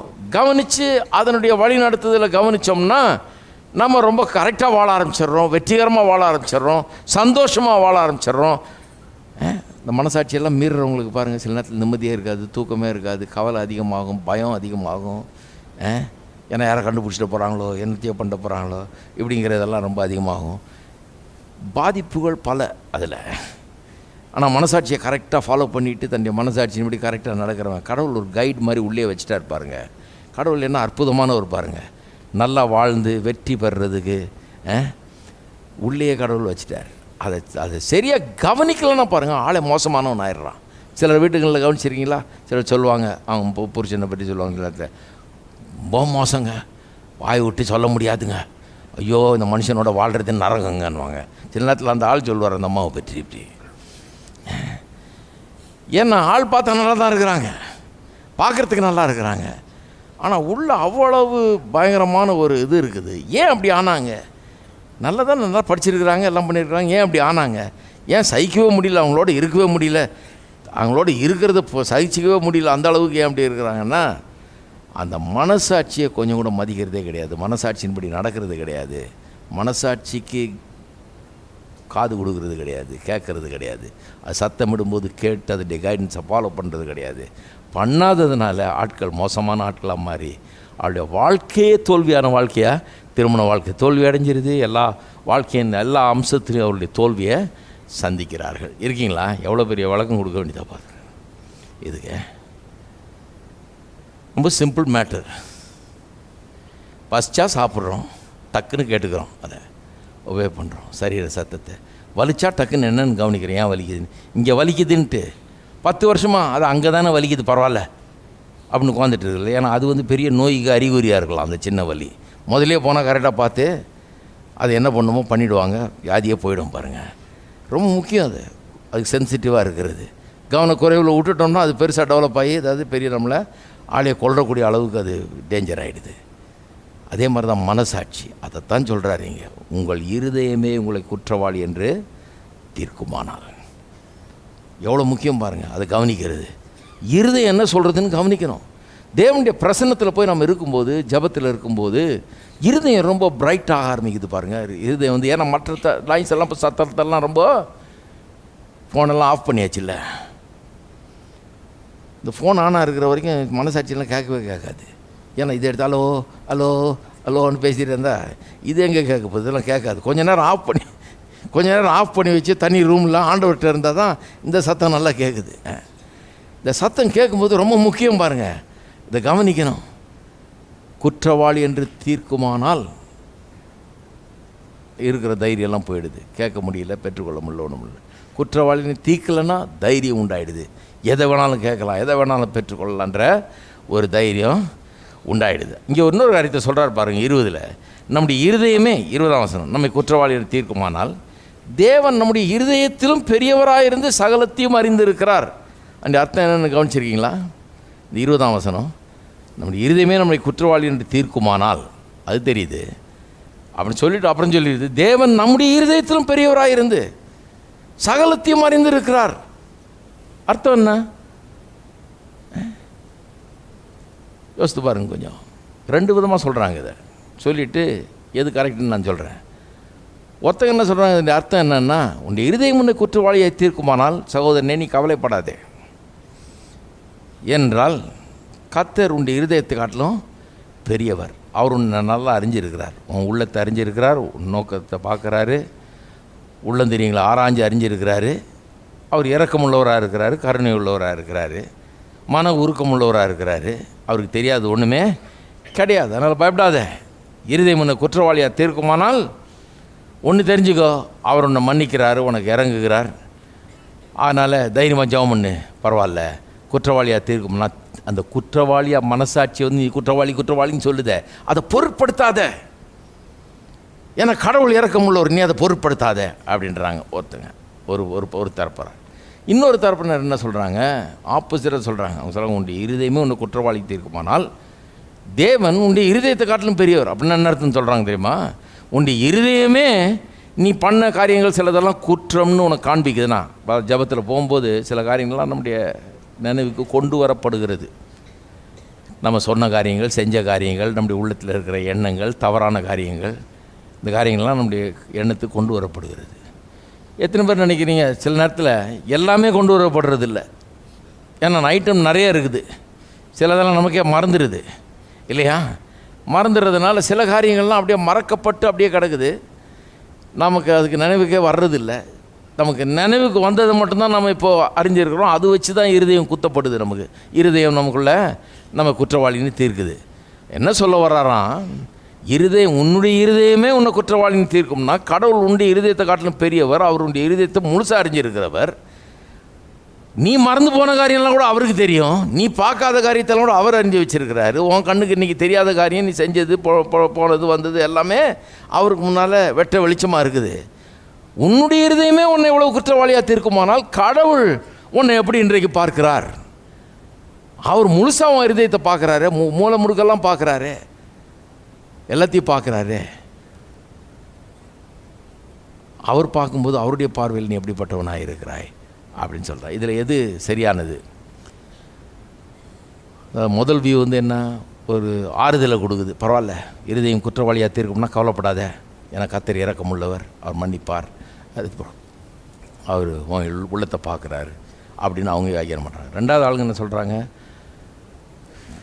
உன்னுடைய இருதயமே உன்னை குற்றவாளியாக தீர்க்கும்னா அப்போ ஏதோ பெரிய பிரச்சனை இருக்குதுன்னு அர்த்தம். கவனி, உன் இருதயமே உன்னை குற்றவாளின்னு சொல்லுது, அப்போ கடவுள் நீ பார்க்காதெல்லாம் கூட பார்க்குறவர், அவர் உள்ளத்தை தீவிரமாக பார்க்குறவர், தீர ஆராயிறவர், அவருக்கு இன்னும் எவ்வளோ தெரியும். அப்போ ஏதோ பிரச்சனை இருக்குது, நீ அதை அட்டன் பண்ண வேணும் அப்படின்னு சொல்லி. எது உண்மை? நான் சொல்கிறேன் ரெண்டாவது தான் உண்மை. முதல்ல சொன்னால் நிறைய பேர் கொஞ்சம் ஆறுதலாக இருக்கும், ரெண்டாவது சொன்னால் ஆறுதல் மாதிரி தெரியாது, ஆனால் நான் சொல்கிறேன் அது பெரிய வெற்றியை உண்டாக்கும். நல்லா கவனிங்க. ஏன் முதல்து கரெக்ட் இல்லைன்றேன்? ஏன்னா கான்டெக்ஸ்ட் முடியாது கரெக்ட் இல்லை. கர்த்தர் கருணை உள்ளவர், உண்மை உள்ளவர், மன்னிக்கிறார், அதெல்லாம் உண்மைதான். அது யாரும் தப்புன்னு சொல்லவே முடியாது. ஆனால் அதை சொல்ல வரல இங்கே. யோவான் வந்து அப்படி சொல்லலை. நீ ஒன்றும் பயப்படாத, இருதயம் உன்னை குற்றவாளியாக தீர்க்கும்னா அதை பற்றி கவலைப்படாத, கர்த்தர் நல்லவர், பரவாயில்ல போ ஜெபம் பண்ணு அப்படின்னு சொல்லலை. அவர் என்ன சொல்கிறாரு, உன்னுடைய இருதயம் உன்னை குற்றவாளியை தீர்க்கும்னா, அப்பா ஏதோ ஒரு சிக்னல். எப்படி இங்கே லேசாக வலிச்சதுன்னா பெரிய வியாதிக்குரிய அறிகுறியாக இது இருக்கலாம், இதை விட நிறைய விஷயங்கள்லாம் இருக்கலாம். தெரிஞ்சது வெறும் இந்த வலி தான், உள்ளே இன்னும் ஸ்கேன் பண்ணால் தான் தெரியும் வேறு என்ன விவரம் இருக்குதுன்னு. டாக்டர் அந்த ஸ்கேனை வச்சு பார்த்தா தான் உள்ள மீதி இருக்கிற விவரம்லாம் புரியும். அதனால் அந்த வலி அலட்சியப்படுத்தாதது, சின்னதுன்னு சொல்லி பேசாமல் இருந்துடாத, இது பெரிய விவகாரமாக இருக்கலாம். அந்த அர்த்தத்தில் தான் எடுத்துக்கொள்ளணும். ஏன்னா முதல்ல இருந்து அப்படி தானே போய்ச்சிட்டு வர்றாரு. என்ன போய்ச்சிட்டு வர்றாரு?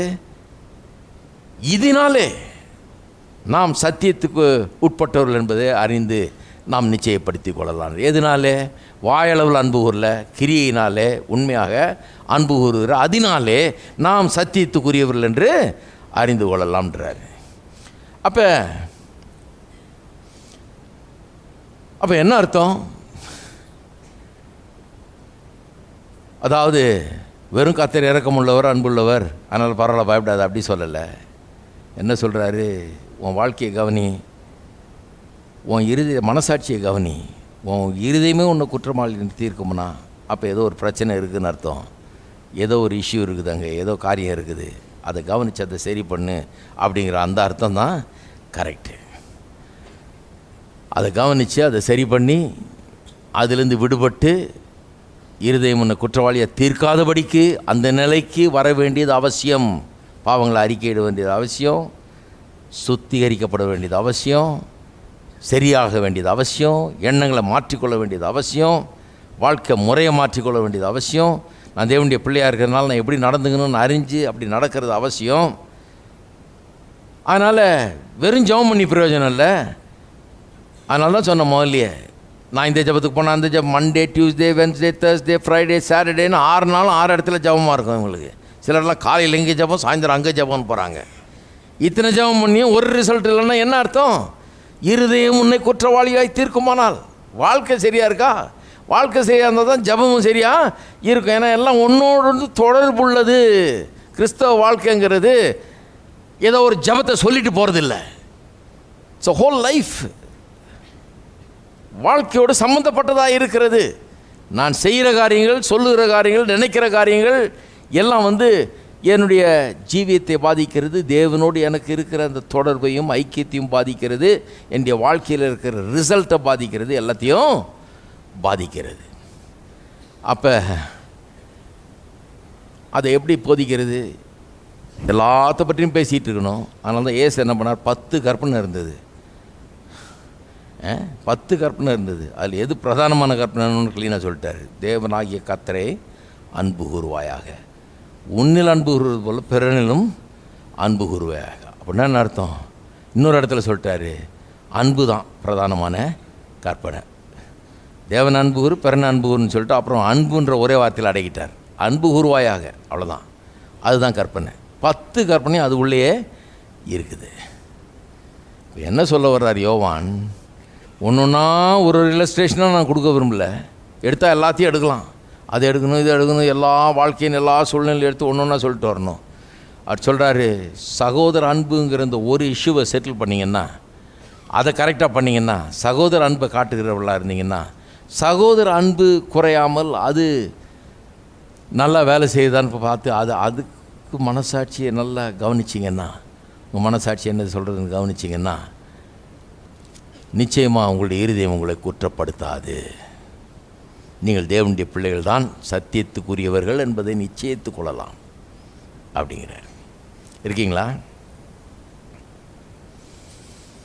அப்போ கர்த்தர் எவ்வளோ பெரிய ஒரு உதவி, நாம் வாழ்க்கையில் வெற்றி பெறணும்னு எவ்வளோ பெரிய ஒரு சிஸ்டம் வச்சுருக்கார் பாருங்க. கர்த்தர் எவ்வளோ நல்லா வச்சுருக்கார் பாருங்க காரியங்களை.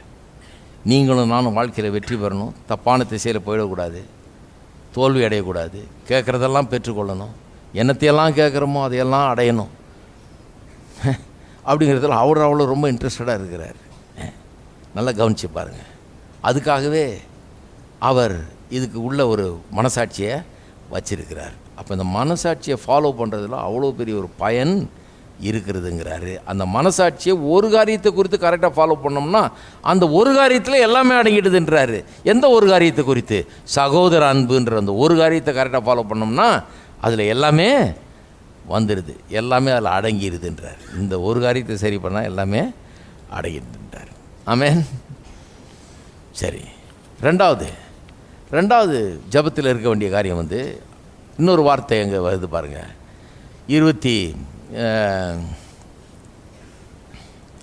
19ஆம் வசனம். இதனாலே நம்மை சத்தியத்துக்குரியவர்கள் என்று அறிந்து நம்முடைய இருதயத்தை அவருக்கு முன்பாக நிச்சயப்படுத்தி கொள்ளலாம். நம்முடைய இருதயமே நம்ம குற்றவாளியை தீர்க்குமானால் தேவன் நம்முடைய இருதயத்திலும் பெரியவராக இருந்து சகலத்தையும் அறிந்திருக்கிறார். இப்போ பாருங்கள், பிரியமானவர்களே, நம்முடைய இருதயம் நம்மை குற்றவாளிகள் என்று தீர்க்காதிருந்தால் நாம் தேவனிடத்தில் தைரியம் கொண்டிருந்து. ரெண்டாவது காரியம் வந்து தைரியம். வெறும் குற்றவாளின்னு தீர்க்கக்கூடாதுன்னு மட்டும் இல்லை, அது ஒரு ஆஸ்பெக்ட். நம்முடைய இருதயம் நம்மை குற்றவாளின்னு தீர்க்காமல் பார்த்துக்கணும், மனசாட்சிக்கு கீழ்ப்படியணும், மனசாட்சியை கவனிக்கணும். கடவுள் கொடுத்த ஒரு பெரிய ஈவு அது, அதை ஃபாலோ பண்ணணும். கொஞ்சம் அதில் ரொம்ப சென்சிட்டிவாக இருக்கணும் அப்படிங்கிறாரு. அதை அன்பு குறித்த விஷயத்தில் ரொம்ப கரெக்டாக இருக்கணும். நம்ம அன்பு காட்டாமல் இருந்தோம்னா, அன்பில் குறைவுபட்டோம்னா, அப்படிப்பட்ட ஒரு உறுத்துதல் நமக்குள்ளே இருந்ததுன்னா அதை போல சரி பண்ணணுன்றார். நான் அன்பு காட்டலையோ சரியாக காட்டலையோ அப்படின்னு இருந்தால் அதை கரெக்ட் பண்ணிட்டுன்றாரு. ஏன்னா அது ஜப ஜீவியத்தை பாதிக்குன்றார். சொல்லிவிட்டு அப்புறம் சொல்கிறாரு, அதை சரி பண்ணால் அடுத்த ஸ்டெப்புக்கு போயிடலாம். வெறும் குற்ற உணர்வு இல்லைன்றது மட்டும் இல்லை, அதாவது இருதயம் என்ன குற்றப்படுத்துகிறதுங்கிறது மட்டும் இல்லை, அது போயிடுச்சு. இன்னொன்று புதுசாக வந்துடுச்சு. அது என்னென்னா தைரியம். எல்லாம் சொல்லுங்கள், தைரியம் கொண்டு இருந்து. நோ காண்டம்னேஷன் மட்டும் இல்லை, பட் போல்ட்னஸ், தைரியம், கான்ஃபிடென்ஸ். நீங்கள் வருது இங்கிலீஷ் பைபிளில். தமிழ் பைபிள்லாம் பார்த்தீங்கன்னா தைரியம்னு வருது. இங்கிலீஷ் பைபிளில் வாசிக்கிறவங்க மற்ற இடங்களில் வசனங்களை தேடணுன்னா இதை பற்றி கான்ஃபிடென்ஸ் என்ற வார்த்தையை வச்சு தேடினீங்கன்னா நிறைய வசனங்கள் இருக்கிறது. எபிரேயர் 4ஆம் அதிகாரத்துக்கு திருப்புங்க. எபிரேயர் 4ஆம் அதிகாரம் 16ஆம் வசனம் பாருங்கள். நம்முடைய பலவீனங்களை குறித்து பரிதபிக்கக்கூடாத பிரதான ஆசாரியர் நமக்கு இராமல் எல்லா விதத்திலும் நம்மை போல சோதிக்கப்பட்டும் பாவம் இல்லாதவராய் இருக்கிற பிரதான ஆசாரியரே நமக்கு இருக்கிறார். ஆதலால் நாம் இரக்கத்தை பெறவும் ஏற்ற சமயத்தில் சகாயம் செய்யவும் கிருபை அடையவும் தைரியமாய் கிருபாசன தண்டையில் சரி எல்லாம் சொல்லுங்கள், தைரியமாக அவர் சொல்கிறார். தேவனுடைய சமூகத்தில் வரும்போது எப்படி அவர் ஜபத்துக்கு எது ரொம்ப முக்கியம்? தைரியம் ரொம்ப முக்கியம். பாருங்கள், ஜபத்துக்கு தைரியம் இல்லைன்னா, தைரியம் போயிடுச்சுன்னா, கத்திரத்தில் போய் நான் கேட்க முடியுன்ற தைரியம் போயிடுச்சுன்னா அப்புறம் வேறு எதுவுமே நம்ம பெற்றுக்கொள்ள முடியாது. அந்த தைரியத்துக்கு எது தடையாக இருக்குது? நாம் ஏதோ தப்பு பண்ணிட்டோம், ஏதோ மீறிட்டோம், சரியாக பண்ணல அப்படிங்கிற ஒரு தவறு. பாருங்கள், யாரோ பெரிய ஆளை சந்திக்க போகிறீங்க, அந்த ஆள் நிறைய உங்களுக்கு பண்ணவும் அவர் ஆவலாக இருக்கிறார், ஈஸியாக பண்ணிவிடுவார், அவரால் முடியும். அப்படிப்பட்டவர்கிட்ட நம்மலாம் போயிருக்கோம். நான் 1-2 அனுபவம் எனக்கு அப்படி இருக்குது. போயிருக்கிறோம், ஆனால் கேட்காம வந்துட்டோம். என்ன கேட்டு பெற்றுக்கொள்ளணுமோ அதை கரெக்டாக கேட்காம வந்துட்டோம். ஏன் கேட்காம வந்துட்டோம்னா, இந்த பாவிக்கு அவ்வளோ பெரிய நன்மையாக அவர் செய்யணுமா? நான் அதுக்கு தகுதி இல்லையே அப்படிங்கிற ஒரு எண்ணம். நிறைய கிறிஸ்தவங்களை நான் பார்த்துருக்கேன் ஜெபம் பண்ணுறது. இந்த மாதிரி ஜெபம்லாம் நீங்கள் ஒருவேளை கேட்டிருக்க மாட்டீங்க. ஏன்னா நீ நேராக இங்கே வந்துட்டீங்க. நீங்கள் நான் ஊரெல்லாம் சுற்றி வந்திருக்கிறேன். சிலர் ஜெபம் பண்ணுவாங்க, சிலர் சொல்லுவாங்க, சாட்சியெல்லாம் சொல்லி கேள்விப்பட்டிருக்கேன். இந்த சாட்சி, பொன்னான சாட்சியெல்லாம் நீங்கள் கேட்குறது இல்லை. இப்போ சாட்சி எப்படி சொல்லுவாங்கன்னா, அடியேன் நான் ஒன்றும் கிடையாது, அருகதையே அற்றவன், ஆகவே பரலோகத்தில் கூட நான் என்ன கேட்குறேன் ஆண்டவர்கிட்ட, ஒரு ஓரத்தில் ஒரு குடிசை, பரலோகத்தில் அந்த தங்க வீதி ரோட்டில் இந்த ஓரத்தில் ஒரு குடிசை போட்டு கொடுத்தாருன்னா அடியேன் அங்கே இருந்துக்க தயார். எனக்கு அது போதும், எனக்கு அது போதும். அவரே தர்றேன்னா கூட இன்னும் குடிசைக்கு தான் போவான். அந்த பங்களா புத்தி வரவே மாட்டேங்குது. அங்கே தான் போவேன். பரலோகம் போனாலும் குடிசையில் இப்போ இருந்துடுறேன். வேணாம், எனக்கு வேணாம். அதெல்லாம் பெரிய பரிசுத்தவான்களுக்கு கத்தர் கொடுக்கட்டும். நம்ம என்ன ஒன்றும் அருகதை இல்லை இல்லாதவன் அப்படிங்கிற ஒரு எண்ணம், தைரியம் இல்லை. பாருங்கள், அவ்வளோ பெரிய கர்த்தர், அவ்வளோ இரக்கமுள்ளவர், அவ்வளோ நல்லவர், அவ்வளோ மேன்மையானவர், கேட்குறதுக்கு அதிகமாக தர்றவர். அவர்கிட்ட போயிட்டு வெறும் குடிசை கேட்குற ஆளுங்க இருக்கிறாங்க சென்னை பட்டணத்தில். குடிசை போதுமே அப்படின்னு. 10ஆம் அதிகாரம், எபிரேயர் 10ஆம் அதிகாரம் 19ஆம் வசனத்திலிருந்து, ஆகையால் சகோதரரே, நாம் பரிசுத்த ஸ்தலத்தில் பிரவேசிப்பதற்கு இயேசுவானவர் தமது மாம்சமாகிய திரையின் வழியாய் புதிதும் ஜீவனுமான மார்க்கத்தை நமக்கு உண்டு பண்ணினபடியால், அதாவது அவருடைய மாம்ச சரீரம், அந்த மரணம், அதன் மூலமாக புதுசாக ஒரு வழியை உண்டு பண்ணியிருக்காராம். அந்த மார்க்கத்தின் வழியாய் பிரவேசிப்பதற்கு அவருடைய இரத்தத்தினாலே நமக்கு தைரியம் உண்டாயிருக்கிறபடினாலும், தேவனுடைய வீட்டின் மேல் அதிகாரியான மகா ஆசாரியர் நமக்கு ஒரு இருக்கிறபடினாலும், தைரியம் பாருங்க அங்கே வந்துருச்சு. ரத்தத்தினால தைரியம் உண்டாயிருக்குதான். எப்படி தைரியம் உண்டாயிருக்குது? அவருடைய ரத்தத்தினால. தேவனுடைய வீட்டின் மேல் அதிகாரியான மகா ஆசாரியர் நமக்கு ஒரு இருக்கிறபடினாலும், துர்மனசாட்சி நீங்க தெளிக்கப்பட்ட இருதயம் உள்ளவர்களாயும் சுத்த ஜலத்தால் கழுவப்பட்ட சரீரம் உள்ளவர்களாயும் உண்மையுள்ள இருதயத்தோடும் விசுவாசத்தின் பூரண நிச்சயத்தோடும் சேர கடவும்.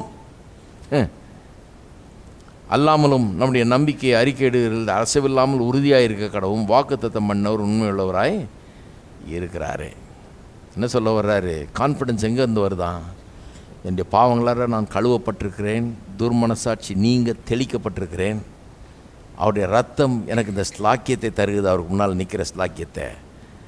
அவர் நல்லவர், அவர் கருணை உள்ளவர், அவருடைய பாவத்தை எல்லாம் போக்கி இருக்கிறாரு. இன்றைக்கி நான் பாவம் செய்து அறிக்கை செய்தால் அதெல்லாம் நீக்கி என்னை சுத்தமாக்குகிறவர் அவர் என்கிற அந்த காரியம்தான்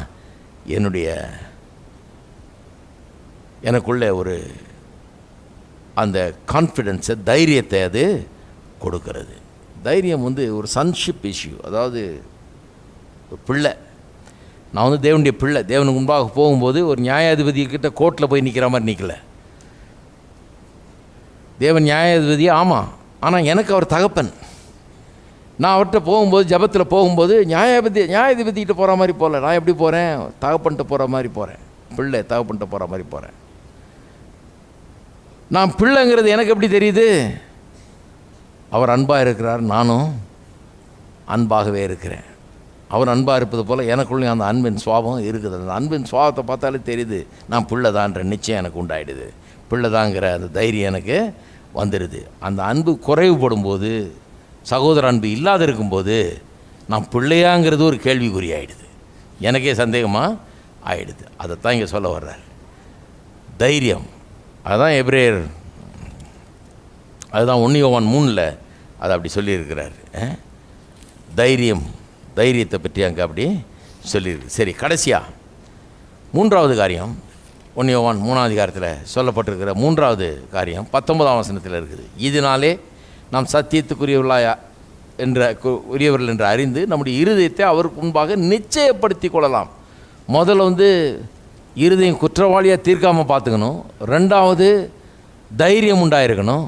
3வது நிச்சயம் இருக்க வேண்டும், அஷூரன்ஸ். முதல்ல ஹார்ட் காண்டம்னேஷன் இருக்கக்கூடாது, 2வது கான்ஃபிடன்ஸ் இருக்கணும், இப்போ அஷூரன்ஸ் இருக்கணும். அஷூரன்ஸ்ன்றது ரொம்ப முக்கியம் பாருங்கள். அஷூரன்ஸ்னால் என்ன? சந்தேகமெல்லாம் நீங்கி நிச்சயமாக கிடைக்கும். நான் கேட்குறது எனக்கு நிச்சயமாக கிடைக்குங்கிறது தான் அஷூரன்ஸ். யாக்கோபு 1ஆம் அதிகாரம் 5ஆம் வசனத்திலிருந்து வாசிக்கிறேன் பாருங்கள். உங்களில் ஒருவன் ஞானத்தில் குறைவுள்ளவனாக இருந்தால் யாவருக்கும் சம்பூர்ணமாய் கொடுக்குறவரும், எத்தனை பேர் நம்புறீங்க சம்பூர்ணமாக தர்றாருன்னு? எல்லாருக்கும், இங்கே இருக்க அத்தனை பேருக்கும். சரி, இந்த மாதிரி கூட்டத்தில் வரும்போது சிலர் என்ன நினைக்கிறாங்க, சொல்கிறாரு எனக்கு கிடைக்குமா? உங்களை தான் சொல்கிறேன், உங்களுக்கும் யாவருக்கும்னு இருக்குதுங்க. அதனால தான் அதை வலியுறுத்துகிறேன். யாவருக்கும் சம்பூர்ணமாய் கொடுக்கிறவரும் ஒருவரையும் கடிந்து கொள்ளாதவருமாகிய தேவனிடத்தில் கேட்க கடவன். என்ன அர்த்தம்? என்ன சொல்கிறாரு இப்போ? கவனிச்சிங்கன்னா குதிக்க ஆரம்பிச்சிருவீங்க. என்ன சொல்கிறாரு? கத்திடத்தில் ஒன்று கேட்கும்போது ஞானத்தில் குறைவு இருந்தால் அதை கத்திடத்தில், ஆண்டவரே எனக்கு ஞானத்தை தார், இந்த வாழ்க்கையில் நான் வெற்றி பெறணும், எனக்கு ஞானத்தை தார், அறிவை தார் ஆண்டவரே, வாழ்க்கையில் வெற்றி பெறதுக்கு வேண்டிய அறிவை ஞானத்தை எனக்கு தாரும், நான் வெற்றி பெற விரும்புகிறேன்னு சொல்லி கேட்டால், வெற்றியாவது ஏதாவது பேசாமல் கடை, நீ தாழ்மையாக இருப்போ அப்படின்னு கடிந்து கொள்வது இல்லையா? கடிந்து கொள்ளாது ஒருவரையும் போன் விரட்டுறவர் இல்லை. கேட்குறவன்ட்ட ஞானத்தை தாரும்னு கேட்குறவன் அவர் விரட்டுகிறவர் அல்ல. ஞானத்தை கேட்குறவன் வெற்றியை கேட்குறான், ஞானத்தை கேட்குறவன் சந்தோஷத்தை கேட்குறான், ஞானத்தை கேட்குறவன் மகிழ்ச்சியை கேட்குறான், ஞானத்தை கேட்குறவன் நல்லதை கேட்குறான். பாருங்கள், அதை கேட்குறவன் ஒருத்தனையும் கடிந்து கொள்றதே இல்லையா. தைரியமாக கேட்கலாமா? ஞானத்தை கேட்குறதுக்கு தைரியமாக கேட்கலாம். ஒருவரையும் கடிந்து கொள்ளாதவருமாகிய தேவனிடத்தில் கேட்க கடவன், அப்பொழுது அவனுக்கு கொடுக்கப்படும். கேட்டால் கொடுக்கப்படும்ன்றார். ரொம்ப கஷ்டம் இல்லை. கேட்டால் ஒரே கண்டிஷன் தான், கேளு, கேட்டால் பெற்றுக்கொள்வேன்றார். இன்னொரு இடத்துல சொல்கிறாரு, நீங்கள் கேட்காதனால தான் பெற்றுக்கொள்ளன்றார். 5ஆம் அதிகாரத்தில் போனீங்கன்னா, நீங்கள் கேட்கல, you receive not because you ask நாட்ன்றார். சரி, 6ஆம் வசனம், ஆனாலும் அவன் எவ்வளவாயிலும் சந்தேகப்படாமல் விசுவாசத்தோட கேட்க கடவன். எப்படி சொல்லிருக்கார் பாருங்க. கேட்டால் தருவாராம், யாரையும் ஓட விரட்ட மாட்டாராம். ஓடிப்போ தர முடியாது அப்படின்னு யாரையும் கடிந்து கொள்றதே கிடையாதான். கேட்குற யாவருக்கும் தர்றாராம், ஒவ்வொருவருக்கும் தர்றாராம். ஆனால் ஒன்றே ஒரு கண்டிஷன் போடுறாரு, அவன் சந்தேகப்படாமல் விசுவாசத்தோட கேட்க கடவன். சந்தேகப்படுகிறவன் காற்றினால் அடிபட்டு அலைகிற கடல் அலைக்கு ஒப்பாயிருப்பான். இப்படி அப்படி அல்லேலியா, ஐயையோ. ஞாயிற்றுக்கிழமையானா அல்லேலியா, திங்கக்கிழமைனா ஐயையோ, அப்புறம் செவ்வாய்க்கிழமை திருப்பி அல்லேலியா. சந்தேகம் நிச்சயமே இல்லை. கேட்டோம் கிடைக்குமான்றது நிச்சயமே கிடையாது. அப்படிப்பட்ட மனுஷன், அதாவது சந்தேகப்படுற மனுஷன், தான் கர்த்தரிடத்தில் எதையாயிலும் பெறலாம் என்று நினையாதிருப்பானாக. ஏதாவது கிடைக்கும்னு மட்டும் நினச்சிக்காதேன்றார். கண்டிப்பாக கிடைக்காதுன்றார். யாருக்கு கிடைக்காது? சந்தேகத்தோடு கேட்குறவனுக்கு ஒன்றும் கிடைக்காது. நிச்சயம் எவ்வளோ அவசியம் பாருங்கள். ஜெபத்தில் வெற்றி பெறணுன்னா நிச்சயம் அவ்வளோ அவசியமாக இருக்குது. 1 யோவான் 3ஆம் அதிகாரத்துக்கு திருப்பி போவோம். 3:22, அவருடைய கற்பனைகளை நாம் கை கொண்டு அவருக்கு முன்பாக பிரியமானவைகளை செய்கிறபடினால் நாம் வேண்டிக் கொள்வது எதுவோ அதை அவராலே பெற்றுக்கொள்வோம். நிறைய பேர் தப்பாக புரிஞ்சுக்கிறாங்க பாருங்கள். அப்போ நான் கற்பனையின்படி எல்லாம் கரெக்டாக செஞ்சுட்டா எனக்கு அவர் தந்துடுவாரா? அதானே சொல்கிறாருங்க. பார்த்தா தான் சொல்கிற மாதிரி இருக்குது. ஆனால் அப்படி சொல்ல. என்ன சொல்கிறாரு? நான் அவருடைய கற்பனைன்னா எந்த கற்பனையை? எது கற்பனை? அடுத்த வசனத்தை வாசிங்க. அவருடைய நாம் அவருடைய குமாரனாகிய இயேசு கிறிஸ்துவின் நாமத்தின் மேல் விசுவாசமாக இருந்து அவர் நமக்கு கட்டளையிட்டபடி ஒருவரில் ஒருவர் அன்பாக இருக்க வேண்டும் என்பதே அவருடைய கற்பனை. அப்போ கற்பனைகளை கை கொண்டா எல்லாத்தையும் செய்வார்னு சொல்கிறது எதை சொல்லிடுறது? அன்பு கட்டளை. அந்த அன்புன்ற கற்பனை, சகோதர அன்புங்கிற கற்பனை. அப்போ அந்த கற்பனையை, சகோதர அன்புங்கிற காரியத்தை நான் கை கொள்ளும்போது, அதை கை கொண்டதுனால எல்லாம் கிடைக்கும் அப்படியா சொல்கிறாரு? கிடையாது. என்ன சொல்கிறாரு? சகோதர அன்புங்கிற அந்த கட்டளையை நான் கரெக்டாக நிறைவேற்றும் போது என்ன ஆகிறது? நான் தேவனுடைய ஆவியினால் நடத்தப்படுகிற தேவனுடைய பிள்ளை என்கிறது எனக்கு விளங்க ஆரம்பிக்குது. ஆமாம், நான் தேவனுடைய பிள்ளை, நான் சத்தியத்துக்குரியவன், நான் மறுபடியும் பிறந்திருக்கிறேன். தேவனால் பிறந்தவர்கள் தேவனுடைய ஆவியினால் நடத்தப்படுகிறவர்கள் எத்தனை பேர்களோ அத்தனை பேர் இல்லை, they that are led by the Spirit of God are children of God.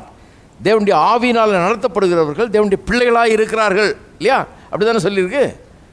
அப்போ நான் அன்பு கூறும்போது, அன்பு கட்டளையை நிறைவேற்றும் போது எனக்குள்ள ஒரு நிச்சயம் உண்டாகுது. என்ன நிச்சயம்? நான் தேவனுடைய பிள்ளை தாங்கிற ஒரு நிச்சயம் உண்டாகிறது. நான் ஆவியினால் நடத்தப்படுகிறேன் என்கிற நிச்சயம் உண்டாகுது. அப்போ ஆவியினால் நடத்தப்படுறேன்னா நான் பண்ணுற ஜபம்லாம் ஆவியானவர் எனக்குள்ளே உண்டாக்கின ஜபம். நான் எந்த ஜபத்தையும் நானாக பண்ணுறதில்ல. அவர் எனக்குள்ளே ஜபத்தை வைக்கிறார், ஆசைகளை வைக்கிறார், விருப்பங்களை வைக்கிறார், நாட்டங்களை வைக்கிறார். அதை நான் தேடுறேன், அவருடைய சித்தத்தை நாடுறேன், தேடுறேன், அதை நான் ஜெபிக்கிறேன். அதை செய்யும்போது நான் கேட்ட காரியங்கள்லாம் நிறைய. ஒரே ஒரு வசனம், 1 யோவான் 5:14-15, நாம் எதையாகிலும் அவருடைய சித்தத்தின்படி கேட்டால் அவர் நமக்கு செவி, நல்ல கவனிங்க, அவருடைய சித்தத்தின்படி கேட்டால் அவர் நமக்கு செவி கொடுக்கிறார் என்பதை அவரை பற்றி நாம் கொண்டிருக்கிற தைரியம். எல்லா வார்த்தையும் வந்துருச்சு பாருங்க. என்னத்தின்படி கேட்டால்? சித்தத்தின்படி கேட்டால். அப்போ நான் இந்த அன்பு கட்டளையை நிறைவேற்றும் போது, சகோதர அன்புங்கிற கட்டளையை நிறைவேற்றும் போது, அதுமாதிரி நடந்து கொள்ளும்போது எனக்குள்ளேயே ஒரு இது உண்டாகுது. என்ன உண்டாகுது? நான் கடவுளுடைய பிள்ளை தான், ஆகவே நான் ஆவியானவரால் தான் நடத்தப்படுறேன். நான் பண்ணுற ஜபம், நான் கேட்குற இந்த விண்ணப்பம் கூட நானாக கேட்குறது இல்லை, எனக்கு எந்த ஜபமும் கிடையாது. அவர் என்னை என்ன செய்கிறாரோ சொல்கிறாரோ அதை செய்கிறதுக்காக தான் நான் ஜபம் பண்ணுறேன். அவர் என்ன செய்ய சொன்னாரோ அதை நிறைவேற்றுறதுக்கு சக்தி, அதை நிறைவேற்றுறதுக்கு ஞானம், அதை நிறைவேற்றுறதுக்கு ஆதாரம், அதை தான் நான் கேட்குறேன். நான் சொந்தமாக எதையும் கேட்கலையே, அவர் சொல்கிறது தான் நான் கேட்குறேன். நான் அவருடைய பிள்ளை, அவருடைய சித்தத்தை செய்கிறவன். ஏன் சித்தம் அல்ல, அவருடைய சித்தம். ஆகவே எதையாகிலும் அவருடைய சித்தத்தின்படி கேட்டால் அவர் நமக்கு செவி கொடுக்கிறார் என்பதை அவரை பற்றி நாம் கொண்டிருக்கிற தைரியம். நாம் எதை கேட்டாலும் அவர் நமக்கு செவி கொடுக்கிறார் என்று நாம் அறிந்திருந்தோமானால் அவரிடத்தில் கேட்டவைகளை பெற்றுக்கொள்கிறோம். எதை கேட்டாலும் அவர் நமக்கு செவி கொடுக்கிறார் என்பதை அறிந்திருந்தோமானால் நாம் கேட்டவைகளை பெற்றுக்கொள்கிறோம். எல்லாம் எங்கே வருது பாருங்க. கடைசியில் சகோதர அன்பு என்கிட்ட இருக்கும்போது எனக்கு ஒன்று விளங்கிடுது, நான் தேவனுடைய பிள்ளைன்னு. நான் தேவனுடைய பிள்ளைன்னா அப்போ ஆவியினால் நடத்தப்படுகிறவன். ஆவியினால் நடத்தப்படுறேன்னா என் ஜபம் கூட ஆவியானவர் கொடுத்த ஜபம்தான். அதுதான் ஜபம் பண்ணுறேன். அவர் கொடுத்த ஜபமாக இருக்கிறதுனால, அவர் கொடுத்த ஆசையை நிறைவேற்றுறதுக்கு தான் நான் ஜபம் பண்ணுறேன். அதனால் அதுக்கு இல்லைன்னு ஆன்சர் வரவே வராது. கண்டிப்பாக நான் கேட்டதையெல்லாம் பெற்றுக்கொள்வேன். Tremendous logic. எங்கே போய் எங்கே வர்றாரு பாருங்க, எப்படி சொல்கிறாரு பாருங்க விஷயத்தை. எத்தனை பேர் இங்கே தேவனுடைய பிள்ளைகள் இருக்கிறீங்க? பிள்ளைகள்னு அறிஞ்சிருக்கிறீங்களா? இந்த சகோதர அன்பை பார்க்கும்போதே ஆமாம் நான் தேவனுடைய பிள்ளைங்கிற நிச்சயம் உண்டாது. அப்போ பிள்ளைகள்னால் நீங்கள் ஆவினால் நடத்தப்படுறவங்க. அப்போ ஆவினால் நடத்தப்படுறவங்க உங்கள் சொந்த ஜபத்தை பண்ணுறதில்ல, மாம்சீகமாக ஜபத்தை பண்ணுறதில்ல. ஆண்டவரே பக்கத்து வீட்டுக்காரன் அதை வாங்கிட்டான், அதனால் எனக்கு அதுவும் வேணும். ஆவிக்குரியவனே கிடையாது, ஆவினால் நடத்தப்படுறவனே கிடையாது. நீங்கள் எப்படி ஜெபம் பண்ணுறீங்க? ஆண்டவரே என்ன இதை செய்ய சொல்லி இருக்கிறீர், இதுக்காக நான் பிறந்திருக்கிறேன், அதை நான் செய்யணும், அதுக்காக எனக்கு வேண்டியது எனக்கு தாரும். அந்த ஜெபம் கேட்கப்படுமா கேட்கப்படாதா? படும். ஏன்னா அவர் தான் சொன்னார் செய்ய சொல்லி, அதை செய்கிறதுக்கு தானே கேட்குறீங்க. கண்டிப்பாக அது நிறைவேறும். இதுதான் ஜெபத்தில் கனி கொடுக்கறது. கேட்டது எல்லாம் கிடைக்கும். ஏன்னா நீங்கள் தேவனுடைய பிள்ளைகள், ஆவினால் நடத்தப்படுகிறவர்கள். ஆமென். எழுந்திருச்சு நிற்போம். ஸ்தோத்திரம். நம்ம எல்லாரும் கரங்களை உயர்த்தி நாம் கர்த்தரை ஸ்தோத்திரிப்போம். எங்கள் அன்பின் பிதாவே, கர்த்தராகிய இயேசுவின் நாமத்தில் வருகிறோம், துதிக்கிறோம், ஸ்தோத்திரிக்கிறோம். இந்த காலை வேளையிலே உள்ளங்களோடு பேசினபடியால் உமக்கு ஸ்தோத்திரம். அன்பிலே நிலை கொண்டிருக்க தேவரீர் கிருபை செய்வீராக. கர்த்தாவே, சகோதர அன்பு பெருகட்டும். தேவனுடைய பிள்ளைகள் என்பது இவர்களுக்கு இன்னும் நிச்சயமாய் விளங்கட்டுங்க தாவே. தங்களை நிச்சயப்படுத்தி கொள்ளட்டும். இந்த அன்பிலே வாழட்டுங்க தாவே. பெரிய வெற்றிகளை பெறட்டும். கேட்கிறதையெல்லாம் பெற்றுக்கொள்ளட்டும். என்னத்தை கேட்க வேணும் என்கிற அறிவை உம்மிடத்திலிருந்து பெறட்டும். தேவ ஆவியினால் நடத்தப்படட்டும். தங்களுடைய வாழ்க்கையின் நோக்கங்களை புரிந்து கொள்ளட்டும். எதை கேட்கிறோமோ அதையெல்லாம் பெற்றுக்கொள்வோம் என்கிற நிச்சயம் உள்ளத்திலே உண்டாகட்டும். தைரியம் உண்டாகட்டும். இந்த காரியங்களை கேட்டவர்கள் மிகுந்த பலன் கொடுக்கட்டும் கர்த்தாவே. நாளுக்கு நாள் பெருக்கத்தை அவருடைய வாழ்க்கையில் எல்லாவற்றிலும் உண்டாக்குவீராக. ஆசீர்வாதத்தை அநேகருக்கு ஆசீர்வாதமாக வைப்பீராக. குடும்பங்களில் தேவாசீர்வாதங்கள் பெருகட்டும். ஆவி, ஆத்மா, சரீரம், குடும்பம், பொருளாதாரம் என்று எல்லா விதத்திலும் தேவனுடைய ஆசீர்வாதங்கள் பெருகட்டும். காத்து வழி நடத்துவீராக. இயேசுவின் நாமத்திலே ஜெபிக்கிறோம். நம்முடைய கர்த்தராகிய இயேசு கிறிஸ்துவினுடைய கிருபையும் பிதாவாகிய தேவனுடைய அன்பும் பரிசுத்த ஆவியானவருடைய ஐக்கியம் நம் அனைவரோடும் இன்றைக்கும் என்றைக்கும் இருப்பதாக. ஆமென்.